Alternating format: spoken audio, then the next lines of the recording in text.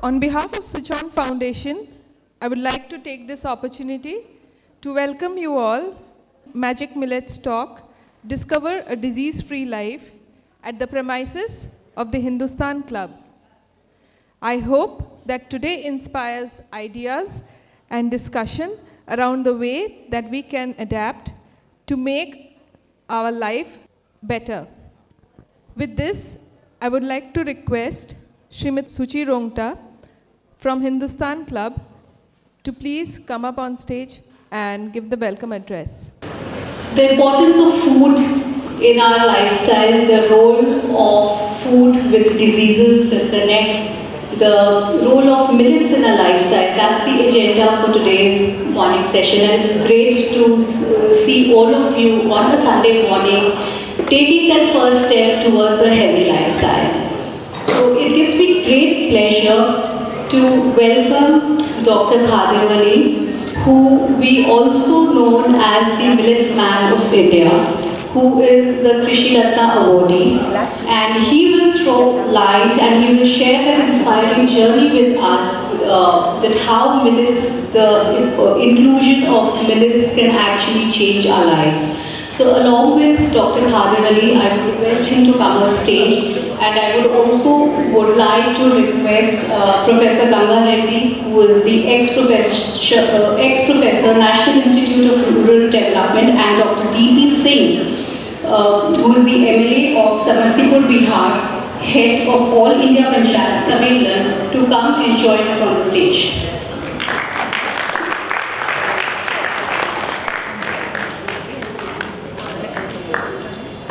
Welcome, sir. It's great, and we're really looking forward to the session.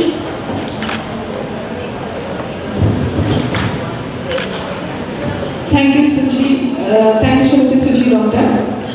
Next, I would request co-founder of Switch On Foundation, Srimati Ekta Jaju, to share a welcome address.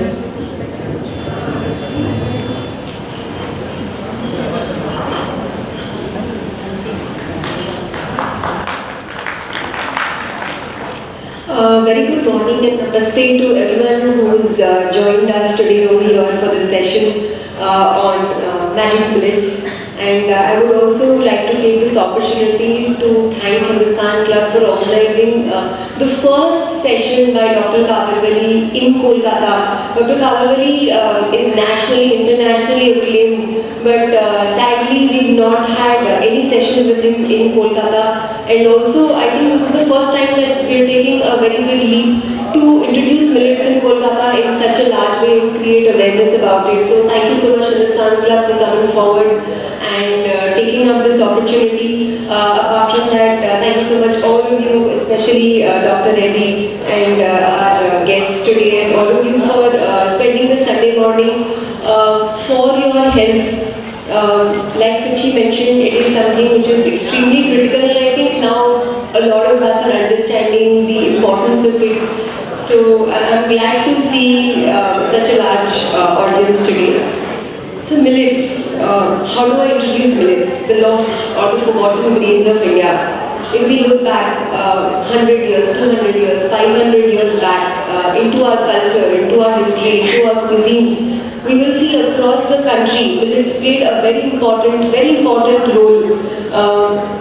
Apart from the cultural aspects of millet, there are multiple other reasons why we are promoting millets here today. So one of the very few grains that does not require any irrigation. Today I think we are all aware how our groundwaters are depleting, how our soils are depleting, and millet is one way of conserving all of that which is important to us.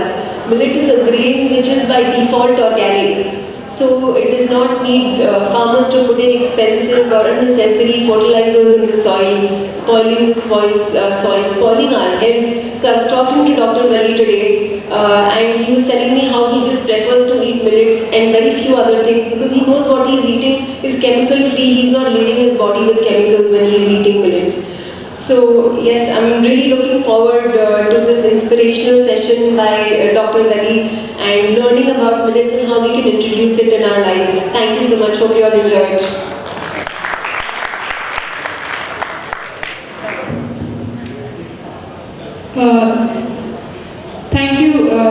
Sheikh Rajaju. I would now like to take this opportunity to felicitate our guest. I have with me my colleague who will be felicitating. So first, I would like to felicitate Professor Sridhar Reddy sir, ex-Professor, National Institute of Rural Development. Sir, if you could please come up.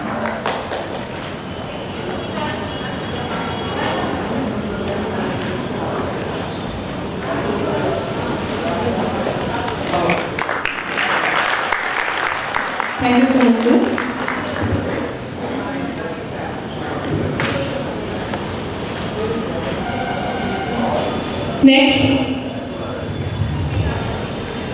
Next, I would request Dr. Khadar Valli, sir.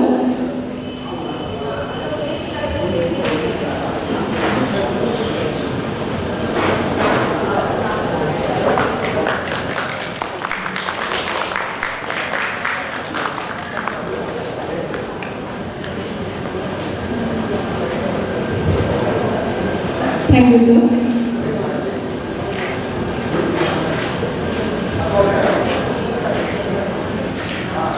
Next, Shri TP sir, All India Panchayat Sangathan and MLA of Samstipur, Bihar.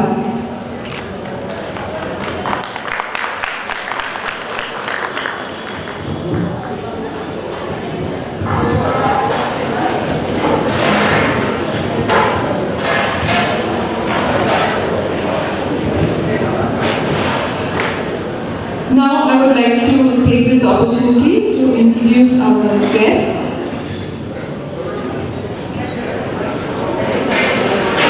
Professor Sridhar Reddy, ex-professor, National Institute of Rural Development. Sir, I would like to call you up on stage and for your valuable inputs on the subject.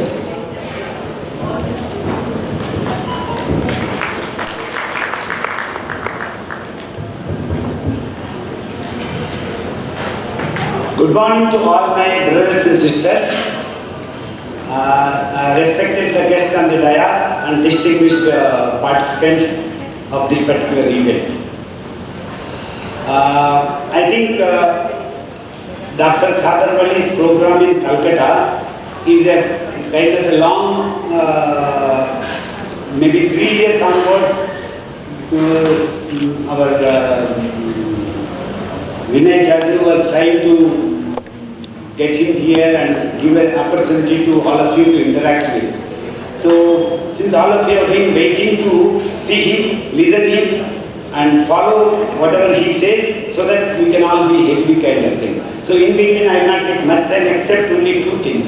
I think this particular event reflects on the past. Why in the past? As we feel that all of us are having some kind of a health problem, if you start thinking why so, perhaps you need to think about the future. If you want to be healthy, what needs to be done is maybe listen to Dr. Khadar Valli and then start following it so that not only you and I can be healthy, you can also visualize all our family members, all our neighbors, the entire nation, or maybe if possible, entire universe can be healthy. So, it is in this context where Dr. Khadar Valli's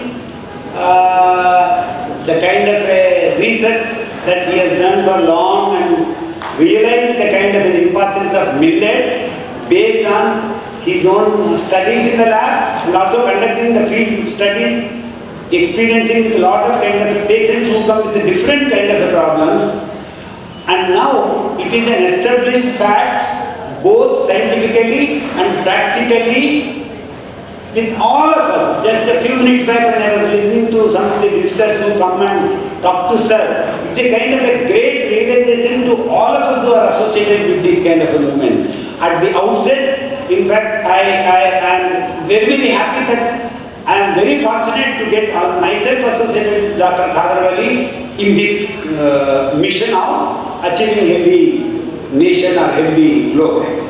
So, by start listening, by start adapting, what he speaks is very, very simple thing. There is nothing difficult kind of thing. As long as you don't take it, if you think that it is a simple, you start adapting. Once you start adapting, you yourself will experience, realize the need of it and importance of it. There are a lot of people talk so many things like if you want to be healthy, you do yoga. If you want to be healthy, you do organic. If you want to be healthy, you eat only fruits and vegetables, raw, things like that and all. But what I have seen is, with one particular thing of start eating the millet, you can be healthy. Your next generation, your children will be healthy. Not only that you and your family or the people can be healthy, you can also make the mother earth be healthy. Nowadays we keep talking about lot of things about the climate change, global warming.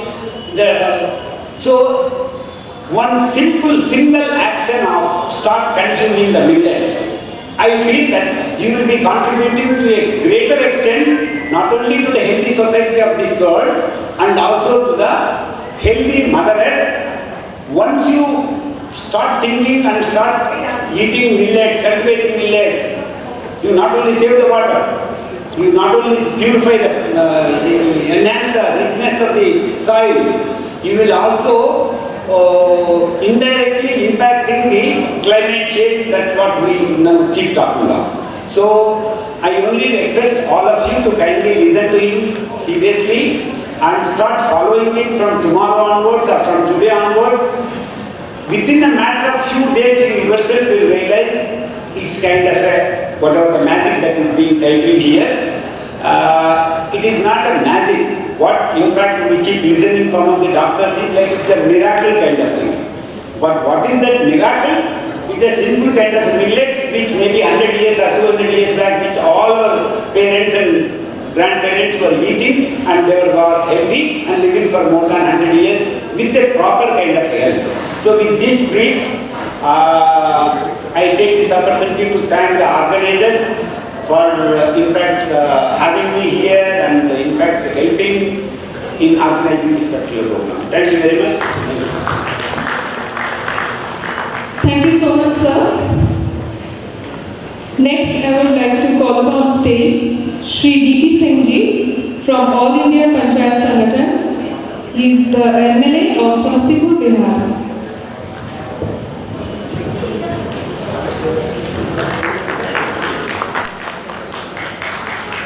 आप सभी लोगों को प्रणाम करता हूँ। ये भव्य आयोजन के लिए मैं धन्यवाद करता हूँ श्री विनय जी का जिन्होंने इस प्रोग्राम का आयोजन किया, हम लोगों को एक दूसरे से मिलाने में सहयोग किया। मैं समझता हूँ इसमें बहुत सारे लोग ऐसे हैं जिन्होंने पुराने अनाज को देखा या पुराने लोगों को देखा।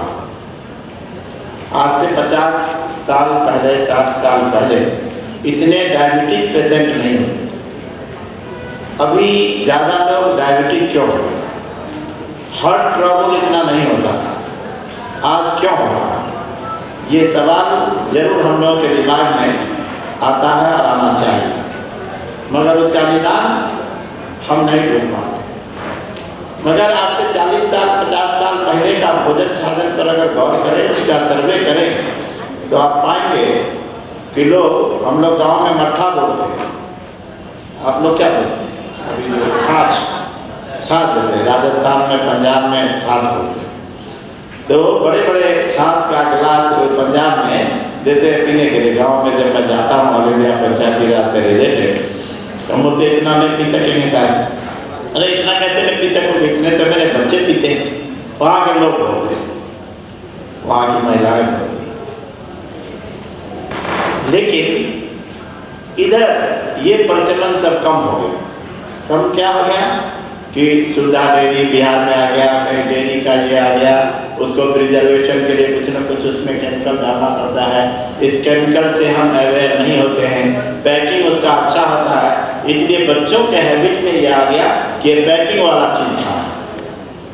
ये पैकिंग वाला चीज़ कितना फायदा करता है, कितना नुकसान करता है, इसका पता जब उनकी उम्र 40 साल हो जाएगी, 50 साल हो जाएगी, 60 साल हो जाएगी, तब पता लेकिन 14 साल में 12 साल में उनको ये आइडिया नहीं होता है, क्योंकि उनके अंदर उमंग होता है, जोश होता है और वो कुछ भी करने के लिए अपने को रेडी पाते हैं। लेकिन पुराने लोग अगर उनको कुछ मना करें तो उनकी बात नहीं सुन पाते हैं। ये हैबिट कैसे चेंज है? पहले फिजिकल मेहनत हम लोग करते थे, गाय पालन करते हैं, गांव के अंदर आदमी करते हैं, जो भी दूध शहर में आता है कहीं ना कहीं गाँव से आता है, खेती करते हैं, सब्जी जो आती है कहीं ना कहीं गाँव से आता है, उसमें मेहनत करते हैं।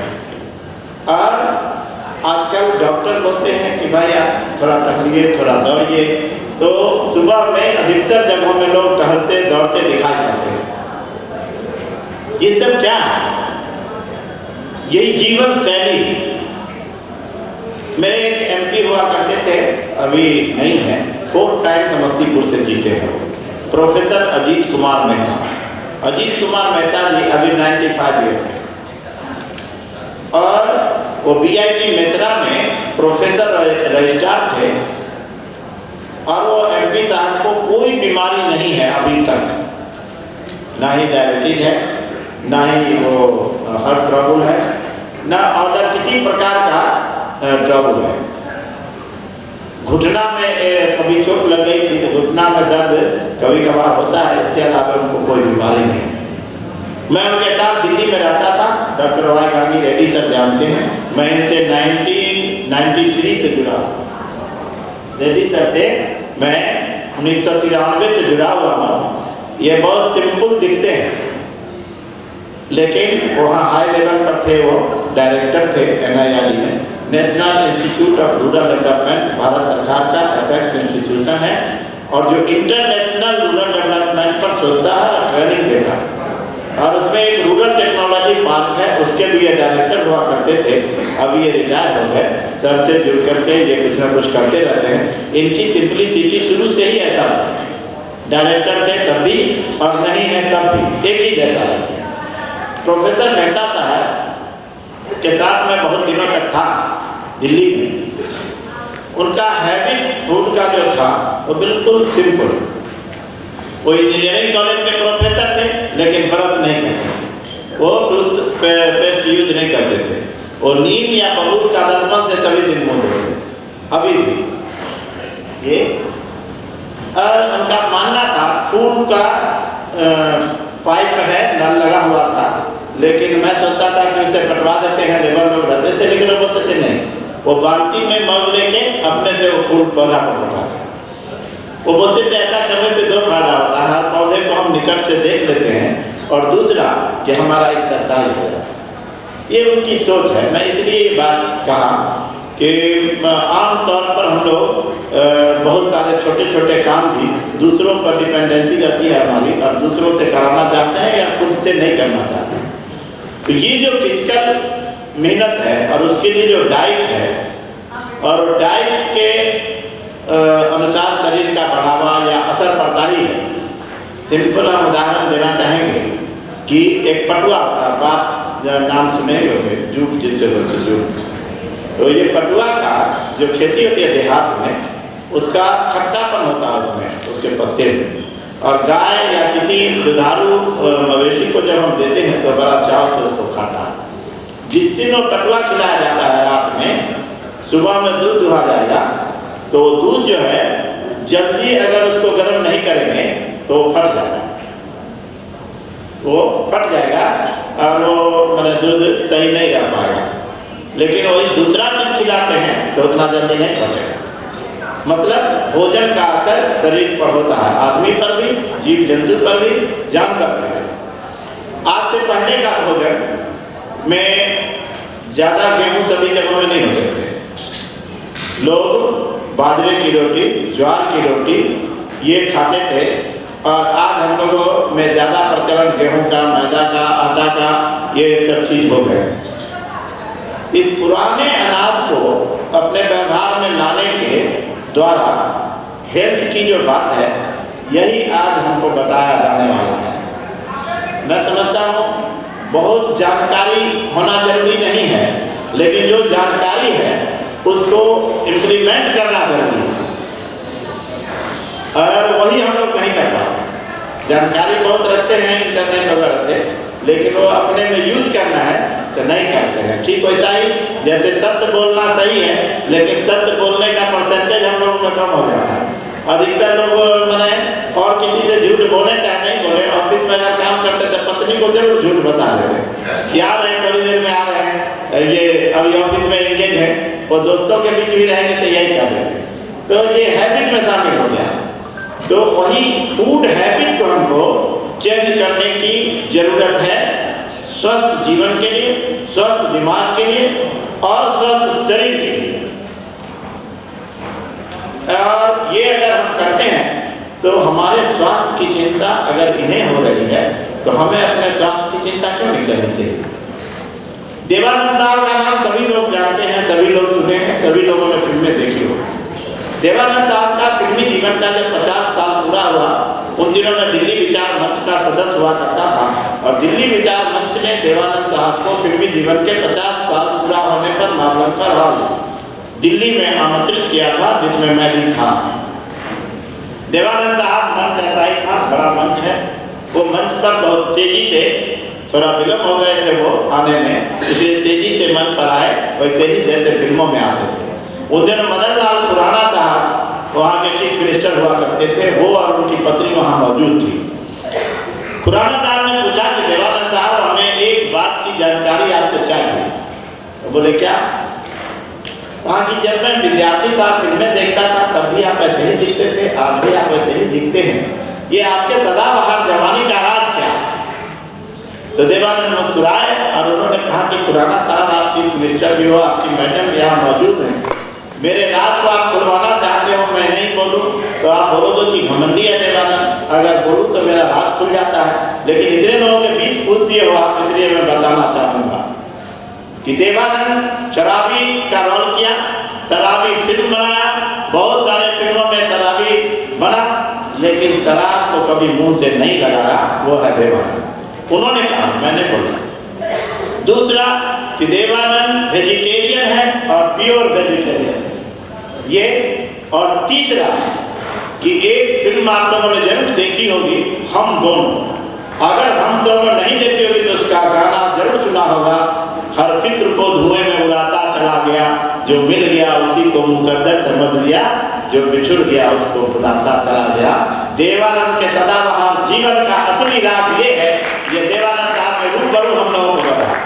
तो मैं आपसे इसलिए शेयर कर रहा हूँ, ये तीन चीज वास्तव में जरूरी है और ये हैबिट अगर हम सेट करते हैं तो हमारी जिंदगी बदलते हुए हम स्वयं देख सकेंगे, अनुभव कर सकेंगे।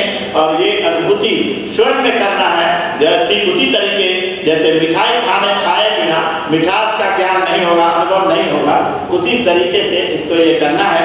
मैं समझता हूँ कि इनके बीच और आपके बीच ज़्यादा समय गैप न हो, इसलिए मैं अपनी बात को आपको प्रणाम करते हुए समाप्त करता हूँ। धन्यवाद। बहुत बहुत धन्यवाद Shri DP Singh ji. It is my absolute honor and privilege to invite Dr. Khadar Valli to share his valuable talk for which we have gathered. With a loud round of applause, please welcome Sir for his talk for which we are being eagerly waiting. Dr. Khadar Valli sir, I would also want to sincerely apologize for an error made. The bouquet was organized for yourself. It was a slip from my hand. I apologize. मिठास का बात हुआ, मिठास से भी शुरू करेंगे। Sundarbans, east India company, all the fellows who came here are jealous of Bengalis, where you made the best sweet in the world. There was no sugar at the time. What was there was silver date palm, Sundarbans, thousands and thousands and thousands of trees, God-given trees. No one to spare a single drop of water.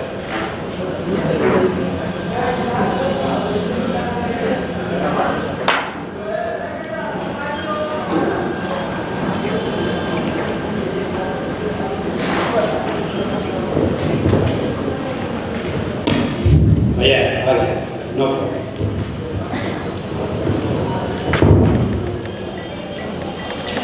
Environmentally very sound, and the sweets you made everyone jealous.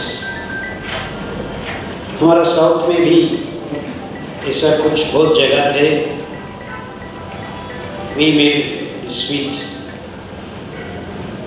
फर्क इतना था, हम ज़्यादा नहीं खाते थे और बहुत ज़्यादा खाते थे बस.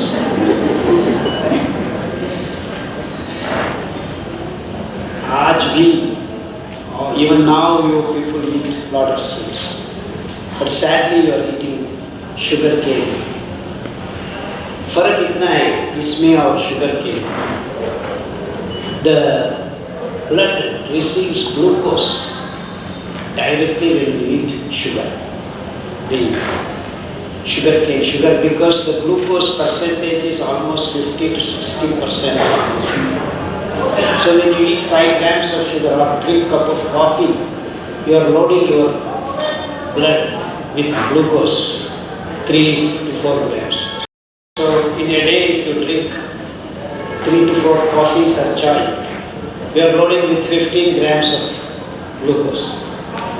And the herbal, we have to have only 5 grams of glucose in our body, the whole blood stream. If it increases more than that, the living cells, other living cells start giving away water to the blood. Because the sugar, nature is to attract water. Up, good though, yeah, sugar you put it here, it will absorb. But nowadays, they are desiccating the sugar. So free-flowing sugar, free-flowing salt. And we have not asked question, why is sugar free-flowing? Why is it not attracting water? So कुछ काम ये लोग किया है कि it is not attracting water. It become hydrophobic. That means they have used some desiccant. It is called desiccant. That means it doesn't attract water. There are various kinds of desiccants. There are some polymer desiccants, there are aluminum desiccants. Whatever desiccant it is throwing away the water. It doesn't want the water. ये तो बहुत बुरा बात है. For any living cells on this planet, whether it is plant or animal or human, if something enters your body and that doesn't want water, is something bad. That chemical should not be even smelled by you. But look at us. We are synthesizing, manufacturing tons and tons of this free-flowing salt and free-flowing sugar. And without asking a single question, the so-called biochemists, the so-called scientists, the so-called professors, the so-called Buddhajivis, you are all very enamored with the word Buddhajivis. We didn't ask a single question. How can you make your baby take this free-flowing salt and free-flowing sugar? We didn't ask a question. We are manufacturing tons of it and then making all kinds of sweet dishes. And doesn't it require your attention? Same thing happened all along last 18 to 90 years. This food corporate culture has taken away the thinking brain of people all over the world and introduced step by step all the foods that can cause damage over part by part. Rice introduces glucose into your bloodstream in a matter of 15 minutes. Sugar, 2 minutes. Even when it is in the mouth, it is releasing glucose into your blood and is absorbed all over. Rice, it goes into your tummy and then into the intestine and then it goes into your bloodstream. Wheat, 15 minutes, the order. So what did we do? We are supposed to maintain the homeostasis of glucose balance in our blood, which we have systematically damaged in the last 80 years by choosing rice, wheat, sugar. So the basic glucose balance, which is the premises of your health, that as long as you have 5 grams of glucose in your blood, you are going to be healthy. If it increases, because the glucose absorbs water and your all living cells start getting dried up. And how much sugar are we dumping in our body? When you eat 100 grams of rice item, whatever it is, idli, dosa, or rice, or sweet, whatever, you are releasing minimum of 50 grams of glucose. 100 grams of rice has got 79 grams of carbohydrate. So when it gets digested, approximately 30 to 35 grams of sugar, that is glucose, is released. And then you add a sweet, you add sugar, another 30-40 grams. So another 15-20 grams. So when you take sweet first thing in the morning, you people are very crazy of eating sweets. That's what I was told. I am not very familiar. I never eat sweet in the morning. It's incredibly complicated for our tummy because it releases in one shot 50 to 60 grams of glucose. Then the whole physiology of the human body is thrown into emergency. The liver, the pancreas, the spleen, and other endocrine glands are all thrown into disarray. What they are supposed to do, they have to forget and start taking care of this excess glucose in the body. But what about honey? Let me finish. You keep your questions to the end. Then the glucose, instead of being 5 grams to maintain our homeostasis, we have now 50 grams. By the time you are cross 10 a.m., then if you get into this 3 meals, 4 meals a day habit we have got from this English fellows. Afternoon again you have 3-course meal, 4-course meal, depending upon your bucket. People are now eating 18-course meals in the afternoons. And if you calculate the glucose that is entering your bloodstream without any hindrance in a matter of half an hour, loading your blood up to 100 grams of glucose. Then evening chai, again sweet meat shops, gulab jamuns, misti, and all kinds of milky sweets and what all we have, all bakeries. Another 50 grams. And then dinner, again another 50 grams. I am talking being very conservative. So approximately you have loaded around 150 grams of glucose in a day. And okay, we need glucose. What are you talking? Without glucose, how can you live? Yes, everything that you eat, even if you eat karela, which is very bitter, it is also converted into glucose by our digestive system at the end of the day.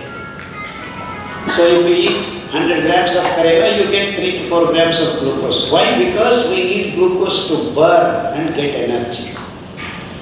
And glucose is made in plants by green leaves, fixing the carbon dioxide into glucose. The energy from the sun is fixed into glucose. So the sun energy is in the glucose.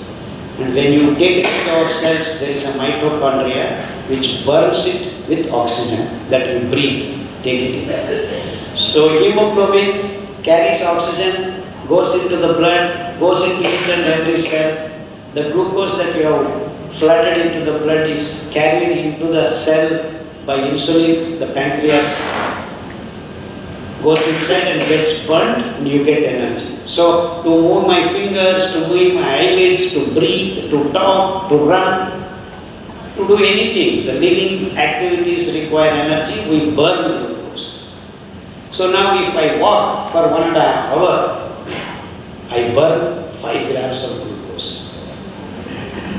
And if I sit and keep pressing my smartphone for 5 hours, I burn 1 gram of glucose. So you have to walk 1.5 hours to burn 5 grams of glucose, which is actually loaded all your blood stream, 5 liters to 6 liters. So no one is walking nowadays, including farmers, tractor, bike. They sit in the house and we have an app. Water is released on time. Water is closed on time. And now they have robots running their agriculture, sitting, and now they are all laptop. They press buttons and things are done. And they call themselves farmers. That means even farmers. I am not talking about Israeli farmers. I am talking about farmers in our villages now have this so-called smartphones and trying to do all these things. So pressing the buttons 5 hours also can consume 1 gram of glucose. But how much have you loaded in a day now? 150 grams or 100 grams being consumed. So how many hours do you walk to consume that, to make it into energy? How many hours have you to walk? 150 by 5, 30 hours to do. How many hours are there in a day? So you are -6. So you don't do anything other than walking the amount of food that you have eaten to be at homeostasis, to be balanced. But what are we doing?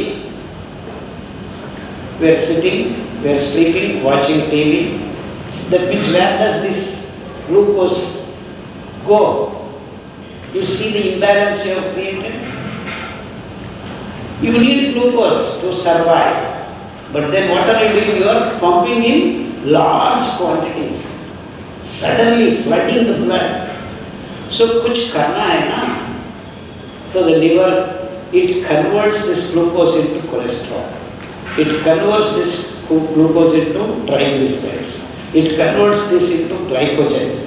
Because all these things are required in small quantities. Without cholesterol, you cannot make vitamin D. Cholesterol आपका skin layers के अंदर होता है.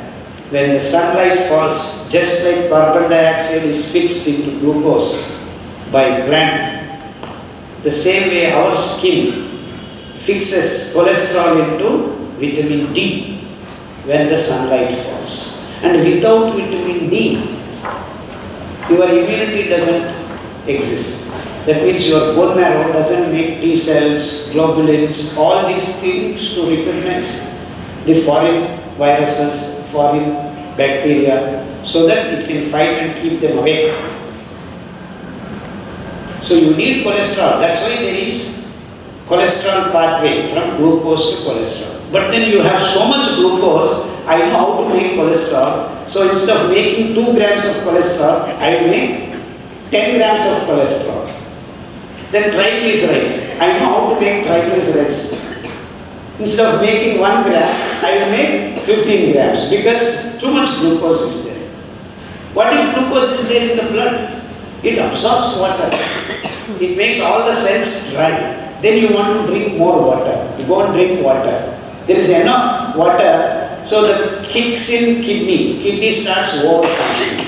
And so every 1 hour you want to go and do. Oh, this is what is symptoms of diabetes. The doctor declares you have diabetes. That means there is glucose imbalance in your blood. It starts making different products, and ultimately what it does, it starts loading your hemoglobin. Instead of carrying oxygen, your hemoglobin has got attached to glucose, glycosylated hemoglobin. You become diabetic.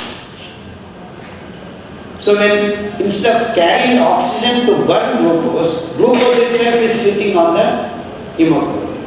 So where do you burn glucose now? So if you burn glucose only, you have energy. You want to press this smartphone. But then it is going and blocking itself because oxygen has to come to burn glucose. And I am blocking that door.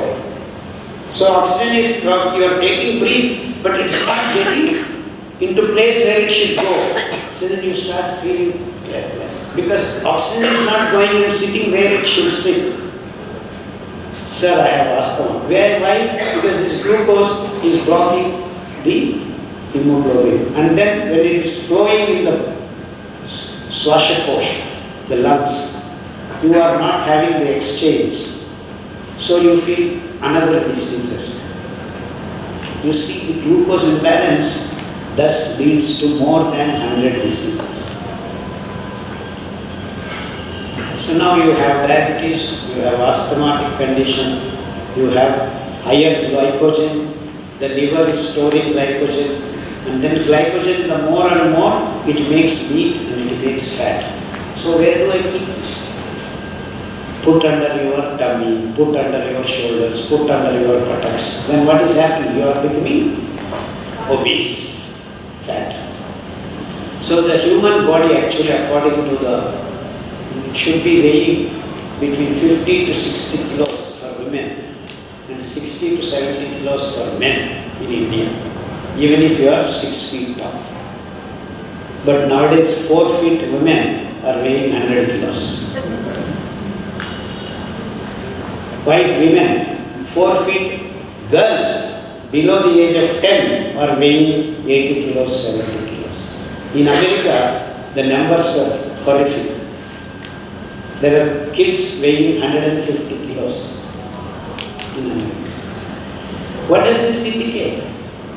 That we are loading our bloodstream with excess glucose, which the body is trying to distribute into various these products, these biological biosynthetic pathways, and increasing the toxicity.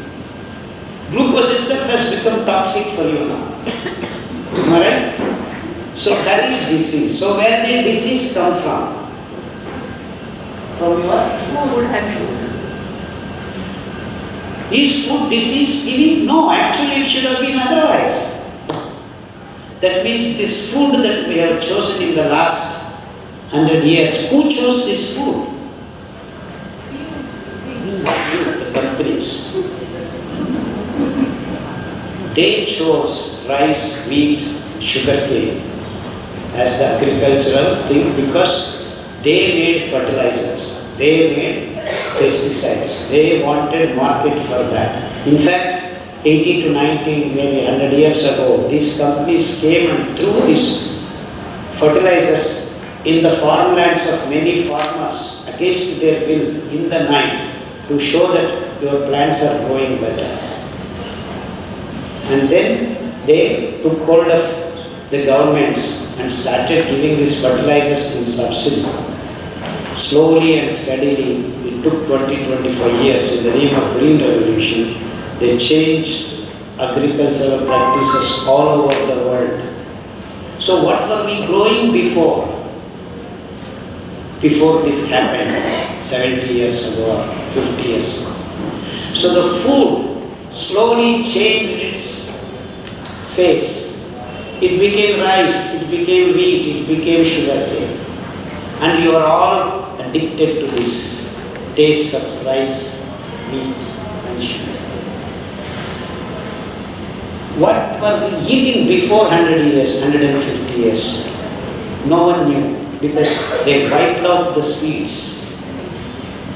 All over the world there were no seeds. 108 varieties of foxtail millet were existing. I am not talking about different kinds of millets. I am talking about one millet, foxtail millet.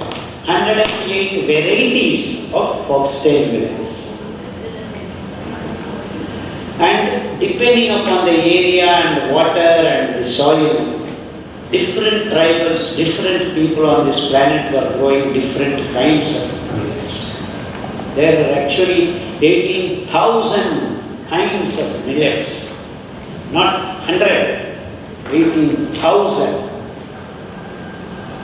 All are wiped out by this present corporate food science. They call science. Whatever they published is science. And whatever existed for thousands of years is voodoo magic. This is how these Western scientific establishments started war against the local foods, war against the local methods, because they want to centralize and keep everything in their hands. The seeds, the farmers have to run to them. The fertilizers, farmers have to run to them. So they have taken over the world. And you people are all thinking, I am eating my sweet, I like this, I like that. But all of the world is eating only these 3 or 4 items. Sugar, rice, wheat, and then next came another revolution, so-called protein revolution. And all of a sudden, they started telling you need protein, you need protein. Protein is essential part of any living thing. You don't need extra protein. This flower has protein. Our body has protein. Moong dal has protein. Rice has protein. Wheat has protein. Millets have protein. And when you eat any plant-based food, every living thing absorbs protein. There is no need for special protein. But then they made soybean by GM techniques, genetically modified techniques. And they started feeding this mix of corn and soybean to the pigs, to the chicken, to the, you name it, cows, all kinds of animals, depending upon your choice of meat. Now we have gone one step further. Now I know I can take, what's your name? Priyanka. I can take a small piece of your meat and then analyze. And then I can bring amino acid, fat, carbohydrate, composition, mix. I can make Priyanka meat. 10,000 tons. No problem. And then you can order, I want Priyanka meat burger. Sorry. But Aishwarya Rai, we can. We don't like. This cell line culture technology is coming. And you don't need to cook. You don't need kitchen. We have centrally processed burgers. And you just order online. A drone will come and feed directly. You don't need to even take it. This is the vision this corporate culture has for you in coming 10-15 years. That means they are taking over your kitchens, they are taking over your food, everything. You can only order and then. But what happens to you by eating this imbalanced food? They are saying you need 30% of protein. In fact, when you load 30% of protein, your kidney starts giving up. Uric acid increases, creatinine increases. CKD patients are increasing. The moment people started eating eggs in the name of protein, CKD patients became more. No problem, we have dialysis units. You keep coming and get yourself dialyzed. You see the connection, how they are happily introducing in one phase, in the name of food, in the name of technology, in the name of higher needs. And you need this, you need that, you need this. But everything you need in very small, balanced conditions and balanced way. How do you regulate glucose? You need glucose, not flooded glucose. You need protein, not 20 grams, 30 grams. You need only few grams. For the whole body, you need not more than 2 grams. Because you analyze any living thing, you have 5 to 6% of this protein. For some it is 4, for some it is 7. But not beyond that. Any living thing, including a lion, if you take its meat. So these lying through their teeth, these food corporations have been giving you glucose, fat and protein, so-called meat, in large quantities because they want to do business.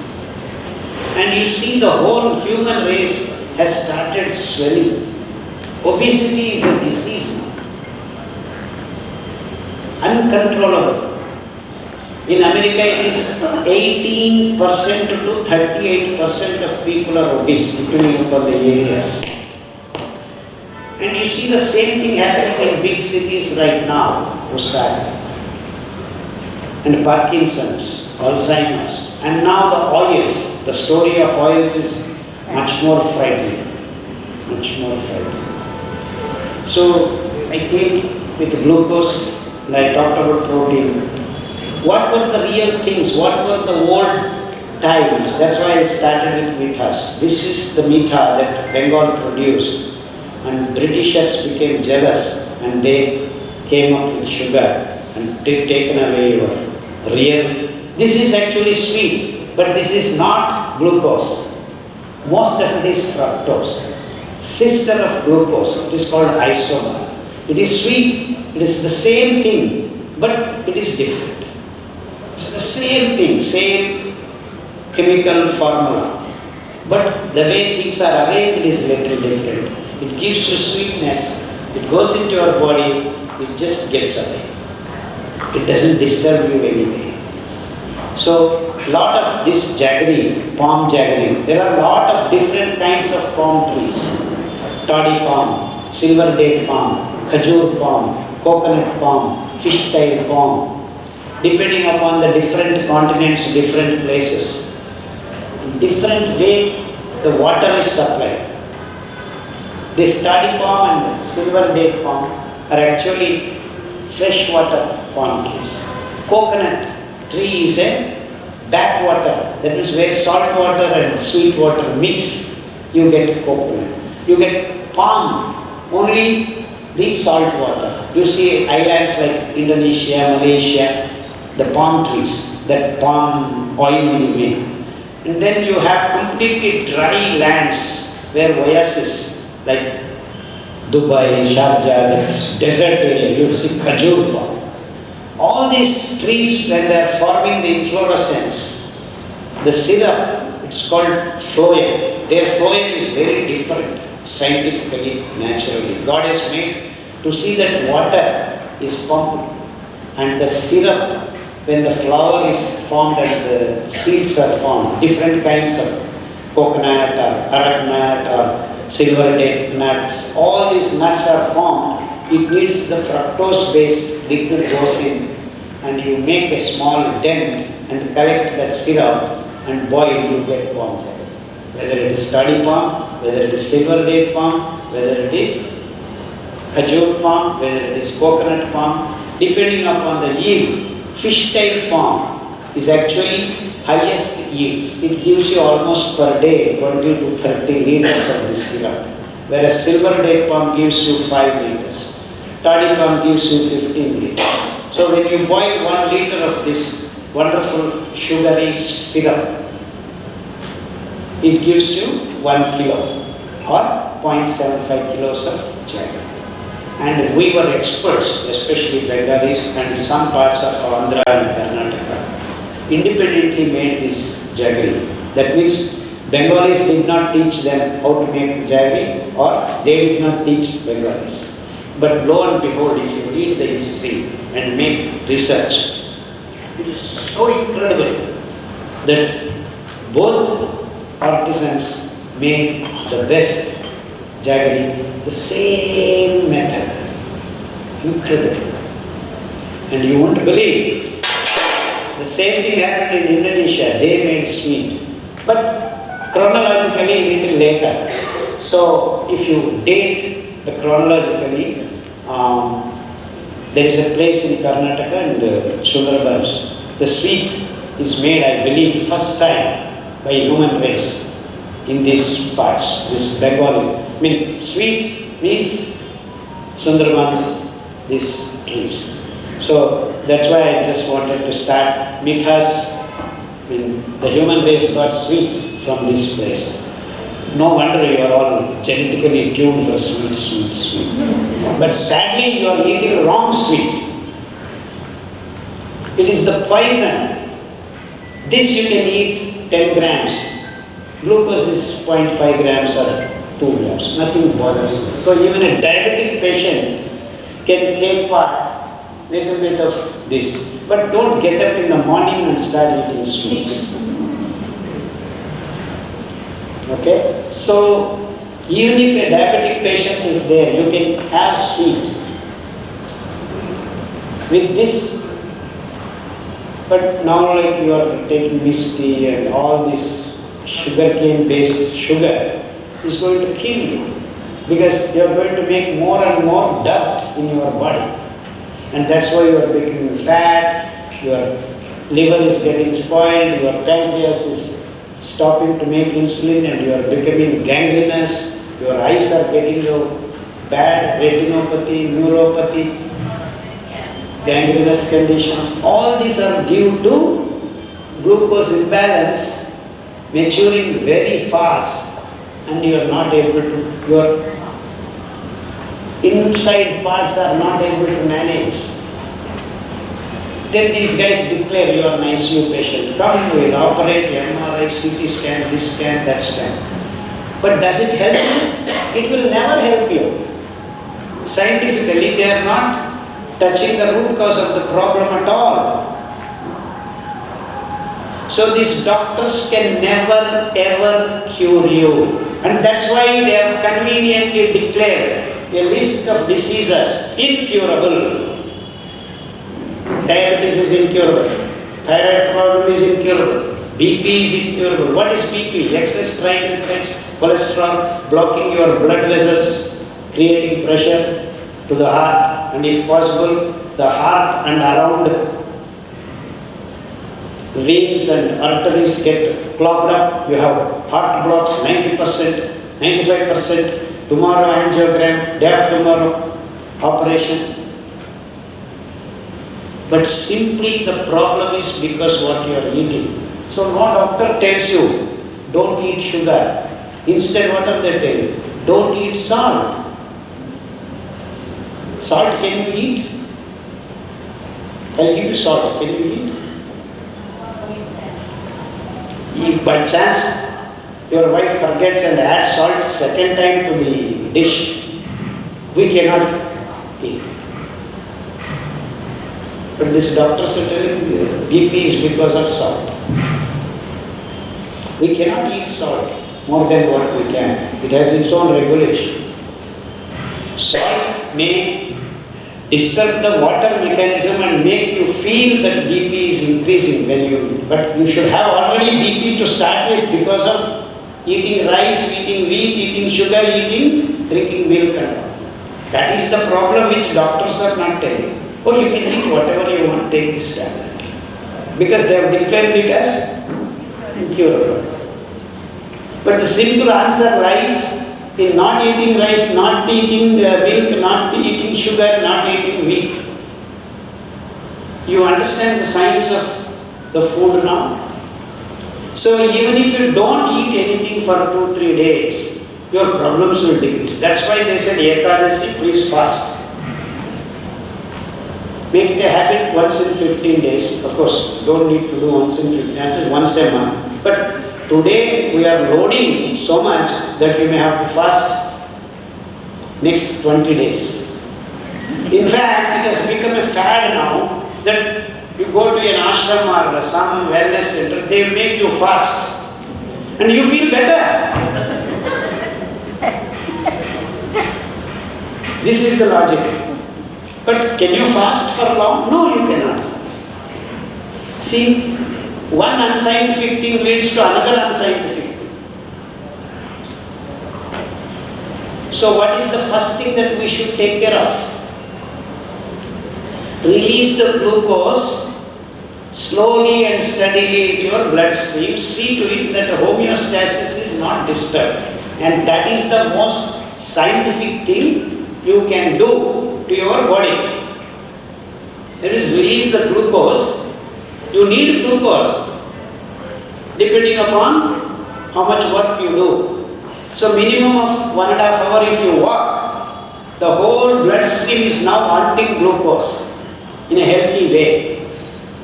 So if you walk every day 1.5 hours, anyway it is important we be in the sun because we need to make vitamin D. So walk in the early morning sun 1.5 hours. You have done everything for your body so that the toxic materials are not going to come. You see the beauty of this simple arrangement, and that is what is called Surya Namaskar. Early morning when the sun is rising with this orange color, you run around, and our ancestors did one kind of exercise. If you do that, your blood flows properly and vitamin D actually is made much more efficient when you do Surya Namaskar. Of course, if you just walk or even if you sit, you will make vitamin D. So you made vitamin D, you walk, you have unloaded all the glucose that you are there. So the whole day, your bloodstream is taking glucose without problem. And now if you have a mechanism to release glucose slowly and steadily, you maintain the balance of glucose. And that is the source of all our diseases to start with. You understand the logic and the science of this? Actually, I don't like the word magic of millets. Magic means you do doing something. Or some people call, actually many patients call me, I am a miracle man, a magic doctor. I am neither of them. Millets are the most scientifically designed grains by God to suit our tummies. They release glucose slowly and steadily because the fiber is intertwined with the carbohydrate. Not that millets do not have carbohydrate. In fact, brown top millet has got 69% of carbohydrate. But what it has and what other grains do not have is 12.5% of fiber. It is intertwined. So you want glucose, you better get fiber out of that and then get your glucose. So it takes for our digestive processes 6 to 8 hours to get glucose. So first it has to remove the layer of fiber which is attached to the carbohydrate and then get the carbohydrate polymer, then divide it into smaller and smaller and smaller units. At the end of the day, by the time it reaches intestine, glucose is made smaller, it's 2 grams, 3 grams. Because fiber is there, soluble and insoluble, holding the carbohydrate not to be released in a flood-like manner. That is the beauty of millets, and that is the science of health. So, when a gangrenous patient comes to me, I feed him one of these 5 millets. There are other millets, ragi, jowar, marwa, I don't know the Hindi names, pearl millet, proso millet, finger millet, grape millet, maize, all these are also millets. But their fiber content is varying, and if you have got the protocol, the booklet, there is a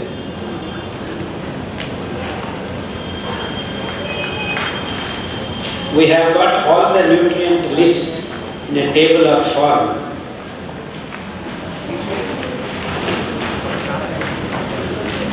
Of all the 10 grains, page number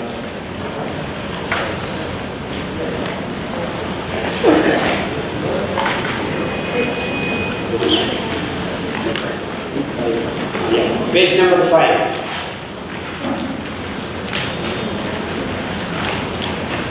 All the values of protein, fiber, carbohydrate, everything is given.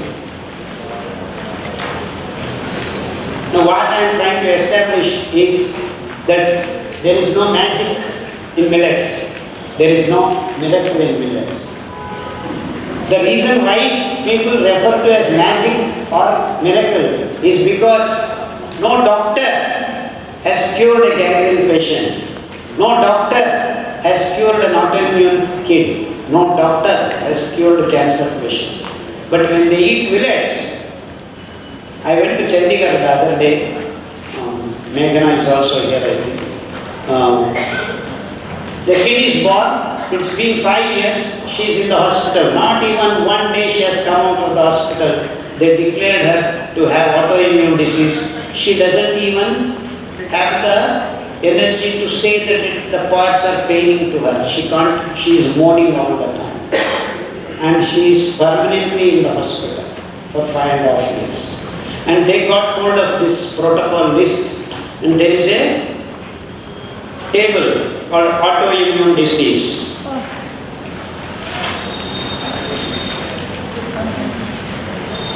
Page number 24, 102 protocol. They followed this, fed the baby the khameer of this 3 days foxtail millet, 3 days brown top millet, and gave them the oils of coconut oil, safflower oil, Niger seed oil. Lo and behold, in 6 weeks, the baby started moving on the bed. And then another 6 weeks, she started walking in the ward. Now it has been 8 months. She is running around, bubbly. Happily they came. In fact, 15 of their family members came and wanted to put namaskar on me. They said, "You are a miracle doctor." So I have not seen her, I have not touched her. And believe me, it's not a miracle.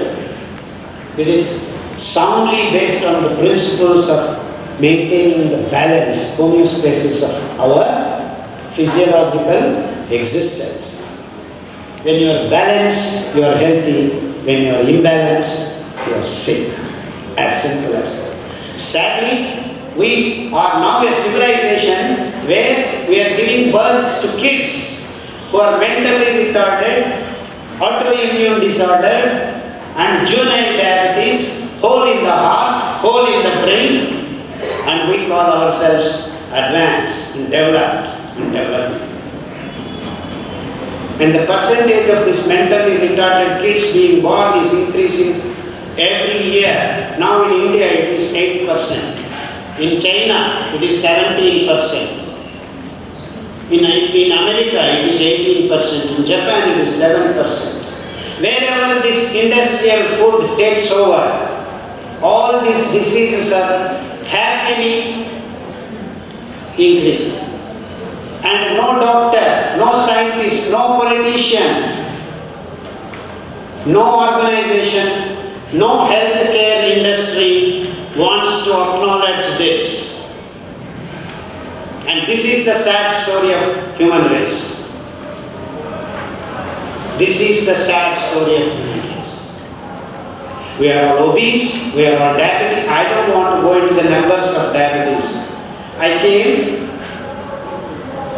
few people escorted me from the airport to the house where Jaju's house. Kolkata is the capital of diabetes. I went to Ahmedabad.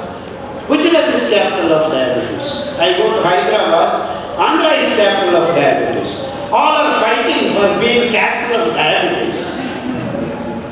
Shame on you.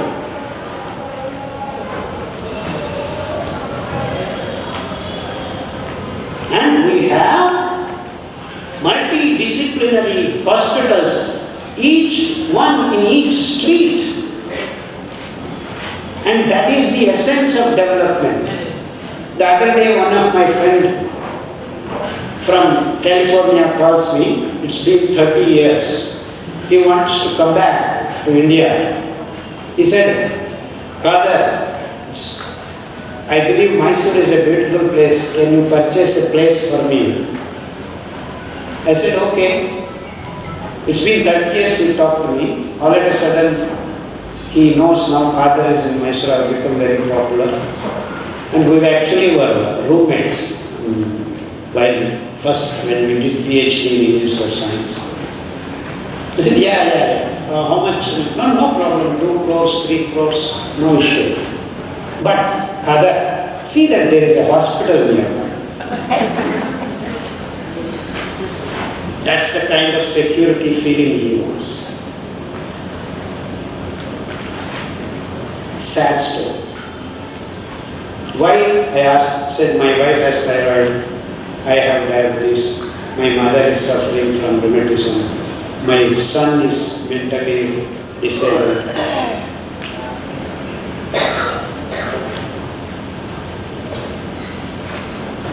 Steve Jobs, you know? I miss this guy. He doesn't know how much money he had. I believe his worth was calculated to be Indian government budget of 1 year. And he didn't know how many doctors attended to him. He didn't know how many technologies were used on his body. He suffered pancreatic cancer and died a miserable death. And you people are all thinking, I have money, I can go to multi-speciality hospitals. Multi-speciality hospitals went to him. They could not even reduce his pain. He was begging for sleep. They put him on morphine patches. He couldn't get sleep. You know what is morphine patch? Painkiller. Ultimate alkaloid. This is one of the drugs. You go high, you have illuminations, hallucinations, all kinds of. Even that did not relieve you because the pain was so much. So whatever advanced technologies that you are all thinking that these doctors are throwing at you cannot help you because there is no science in it. The science is in the millets. It balances your glucose, and that is the ultimate foundation you need to build. Because these 5 grains, Kodo, Little, Foxtail, Barnyard and Brown Top,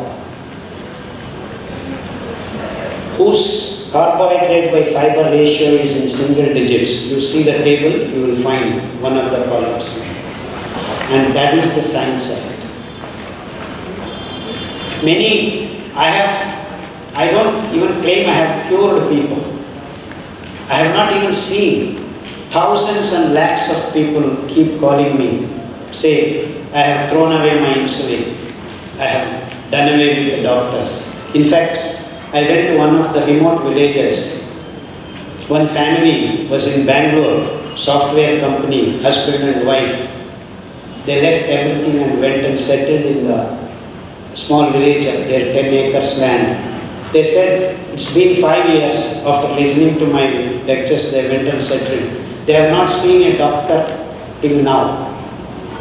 Whole family, mother, mother-in-law, father, father-in-law, husband and wife and 4 kids. Otherwise, every year they used to spend minimum of 2 lakh visiting doctors. They said last 5 years they have not seen a single doctor and there was no need for that. Yeah, we should have actually clapped.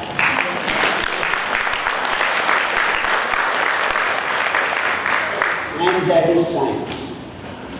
And that is health. So eliminating doctors should be the highest goal of our living.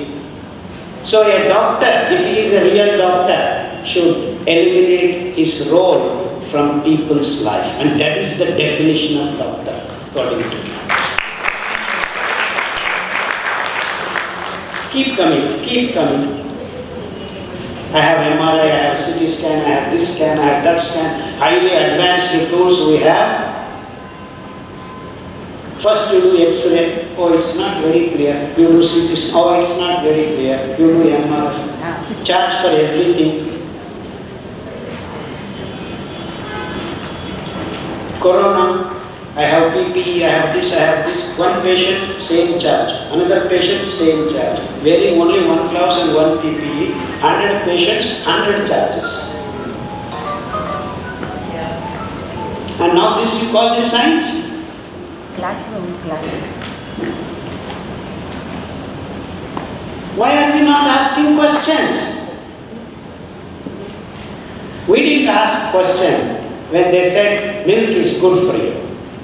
And they made GMO, HF, Jersey cow's milk, milking the cow 25 liters per cow, call it white revolution. It is going to take care of all nutritional problems for the whole world. Now, more than half the world is malnutrition. The white revolution has been there for the last 40 years and people have been drinking this milk, liters and liters of it, as if it is not enough. They are being fed now paneer and cheese, concentrated milk. How? We will fortify the milk with vitamin D. People are drinking fortified vitamin D milk, and the most deficient vitamin in the world right now is vitamin D. So where did this all vitamin D go? Science. When Dr. Khadar says, get up in the morning and see the orange color sun, oh, this fellow is talking about Hinduism. No science. Surya Namaskar. What the hell? Believe me, even if he is an American, he can come to India and orange color sun, he will get vitamin D.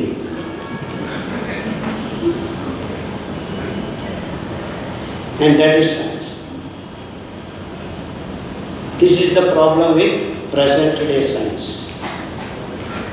Someone has to publish in one of the journals, then only it is science. Now I say I have helped a lot of people get well. Have you got published? I said I want to publish. I want to know who publishes. So no one published. That's why a small booklet I have written. I have not written this. And I have not said someone is well. I said do this, you may be well. And believe me, whoever follows this sincerely, even if he has cancer, even if he is HIV patient, even if you don't know the disease name, now they call autoimmune disease. It doesn't matter because your glucose imbalanced, microbial imbalanced, hormonally imbalanced. The milk that you are all drinking has made you hormonally imbalanced. That's why you have thyroid problem, pituitary problem, this problem, that problem. And all women started shaving more than men. Once this white revolution came in. You go to America, women shave more than men. Still they didn't understand why this is happening. In fact, girls started menstruating at the age of 6. In fact, my journey began when I went to America first in 1986 or 7. A small girl started menstruating. I went into the hospital to get my medical certificate to join. I see the first day, a small girl, 6-year-old girl, menstruating, not able to stop her bleeding. Her mother brought her to the hospital. I asked, why did this happen? In India, the girls menstruate at the age of 14 or 15. Then, now, I have in my clinic per day 3 to 4 girls coming at the age of 4. The other day, 4-year-old girl has menstruation.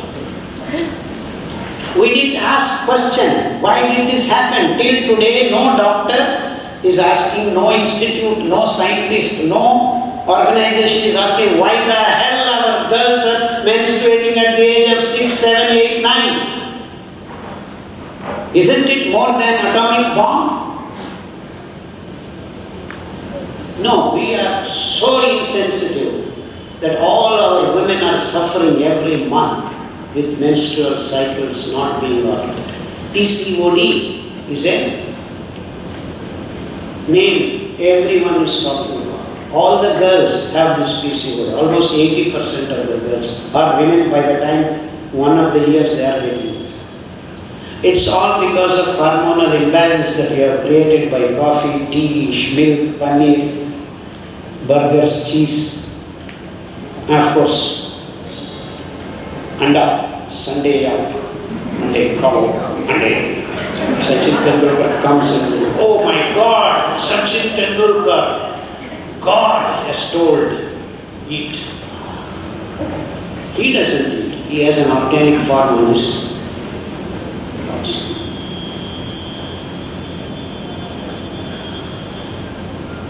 CKD. Sir, I have CKD problem. How do I solve? So, you go take hot water bath, you go and do like this, do like that, come dialysis. Nothing is going to help you over a longer period. These diet plans are not sustainable. How do you live healthily? Please follow the science of your body. SINGNS, SCINC, both. The science of it is you are microbially imbalanced. You fill your tummy with good microbes, and that microbes are going to help you to deal with all the problems. You do not know, you cannot think. They will think for you. That's why it's called gut feeling. In fact, I call this second brain. All the logistics, where every nutrient, how much nutrient, when, in all 3-4 dimensions, the regulators are your microbes. But what are you doing? You are taking milk, you are eating antibiotics, you are taking everyday steroid tablet, this milk, all are killing your microbes. And that's why in this lifestyle you have to restore your gut microbes. And the best method is what our ancestors did. Khamir, it is called khamir in Hindi. You take any fibrous grain, soak it well for 8 to 10 hours. Why do you need to soak these 5 grains? No, there is no phytic acid in millets. 0.00 something. It is to soak, to hydrate the fiber. Without hydrating fiber, the water molecules have to get in, and then the whole fiber starts vikasana. It just opens up. Then sim cooking will help you to release things. So without soaking, if you cook, only the top layer is cooked. The inside, nothing happens. So many people complain, oh, I started eating millets, oh, I have stomach pain, I have this pain, I have that pain, I have heat in my body. Because you do not know how to cook. And phytic acid is in your pulses. These dals, rajma, moong dal, chana dal, all these dals have phytic acid. When you soak it, it comes into water. That you have to throw. So when you soak pulses, throw away the water. When you soak millets, don't throw the water. This is the difference. The reason is this. And what are we doing? We mix everything, put in the cooker, phytic acid is there, everything is there. You eat that rajma beans, you are bloated. Because the gassy.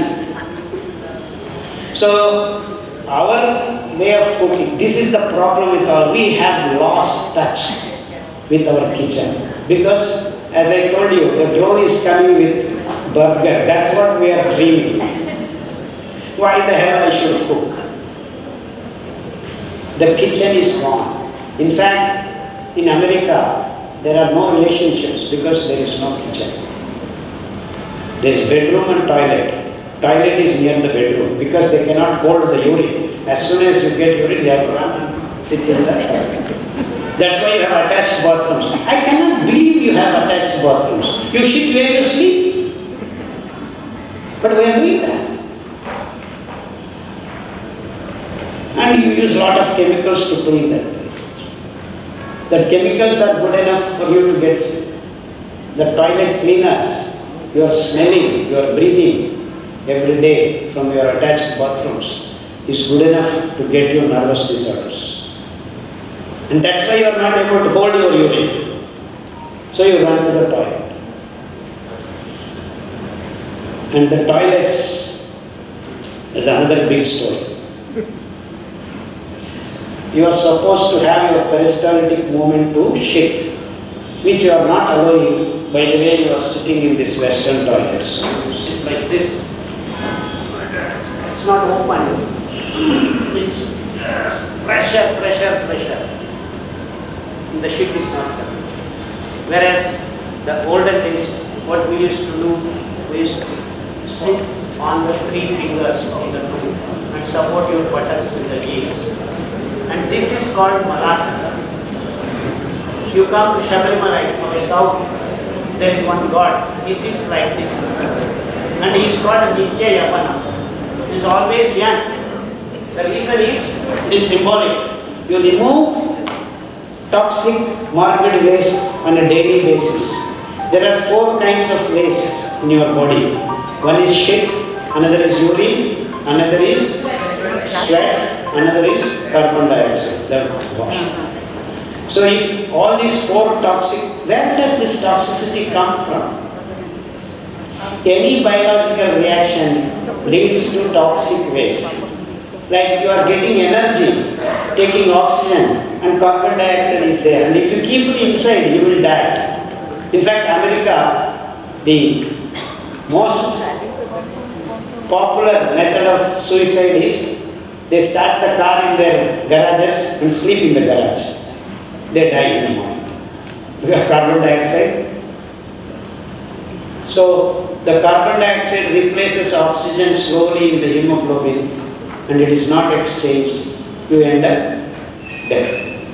So every biochemical reaction releases toxic waste which have to be removed consistently on a daily basis. And that's what these millets do so wonderful, because they have got 8 to 12% of fiber, which is soluble as well as insoluble. The insoluble fiber goes and deposits in the gut, enhancing the microbes as well as maintaining the quality of formation of shit. And all the good things are retained, bad things are gone. And the soluble fiber, each millet, little millet can clean up your reproductive organs, be it all your PCOD problems, all your thyroid problems, all your fibroid problems, all your menstrual cycles problem will be wiped out in a matter of 6 months to 1 year if you eat little millet more. So the protocols are written based on your disease and the place organ. So that organ has to be cleaned up properly. But then you cannot neglect other organs. So all these 5 grains are cleaning up different parts of your body. Foxtail millet cleans up your lungs and neurons. Barnyard millet cleans up your soft parts in your body like kidneys, spleen, pancreas, like that. And brown top millet cleans up from your mouth to anus all the parts involved. And beautifully Kodo millet cleans up your bone marrow, blood and lymph nodes and every other. So in these 5 minutes you are rotating and eating in turn. 2 days Kodo millet, 2 days foxtail millet, 2 days little millet. All the parts are cleaned up. But then all at a sudden these business fellows get brilliant ideas. We'll mix all of them. Multi-grain. Because in the flour mill, all the left out is mixed. So So they want to make money out of that box. So you eat kodo millet, you are healthy. You eat foxtail millet, you are healthy. You eat 5 of them together, you are much more healthy. Another advertisement. But nothing happens because the fiber is not enough. If you eat 100 grams of all these things put together, you are eating only 20. So the fiber content to clean up that particular part is not enough. So you can eat 20 days, 30 days of this multigrain stuff. Your system is not clean. So food is not just to give you energy. What is the definition? Another second characteristic of food is to keep your body clean. Toxic morbid waste that is generated in each and every biochemical process. So zero waste technology. And that's what nature is all about. So when you eat millets, you are following zero waste technology because it is inherent in the millets, the fiber that cleans up the nonsense that you create while creating energy. The energy is created not without toxicity. Anywhere, any part of any process, even if it is nuclear energy, you create waste. Even if it is the so-called oil energy, you create waste. The same thing happens.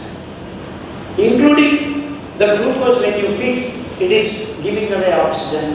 When you burn glucose, you release carbon dioxide. And carbon dioxide is poisonous for living things. That's why carbon dioxide has to get fixed. And that's why God created plants, chlorophyll, reverse of glucose burning. You see the beauty of these wonderful things in nature. Zero waste.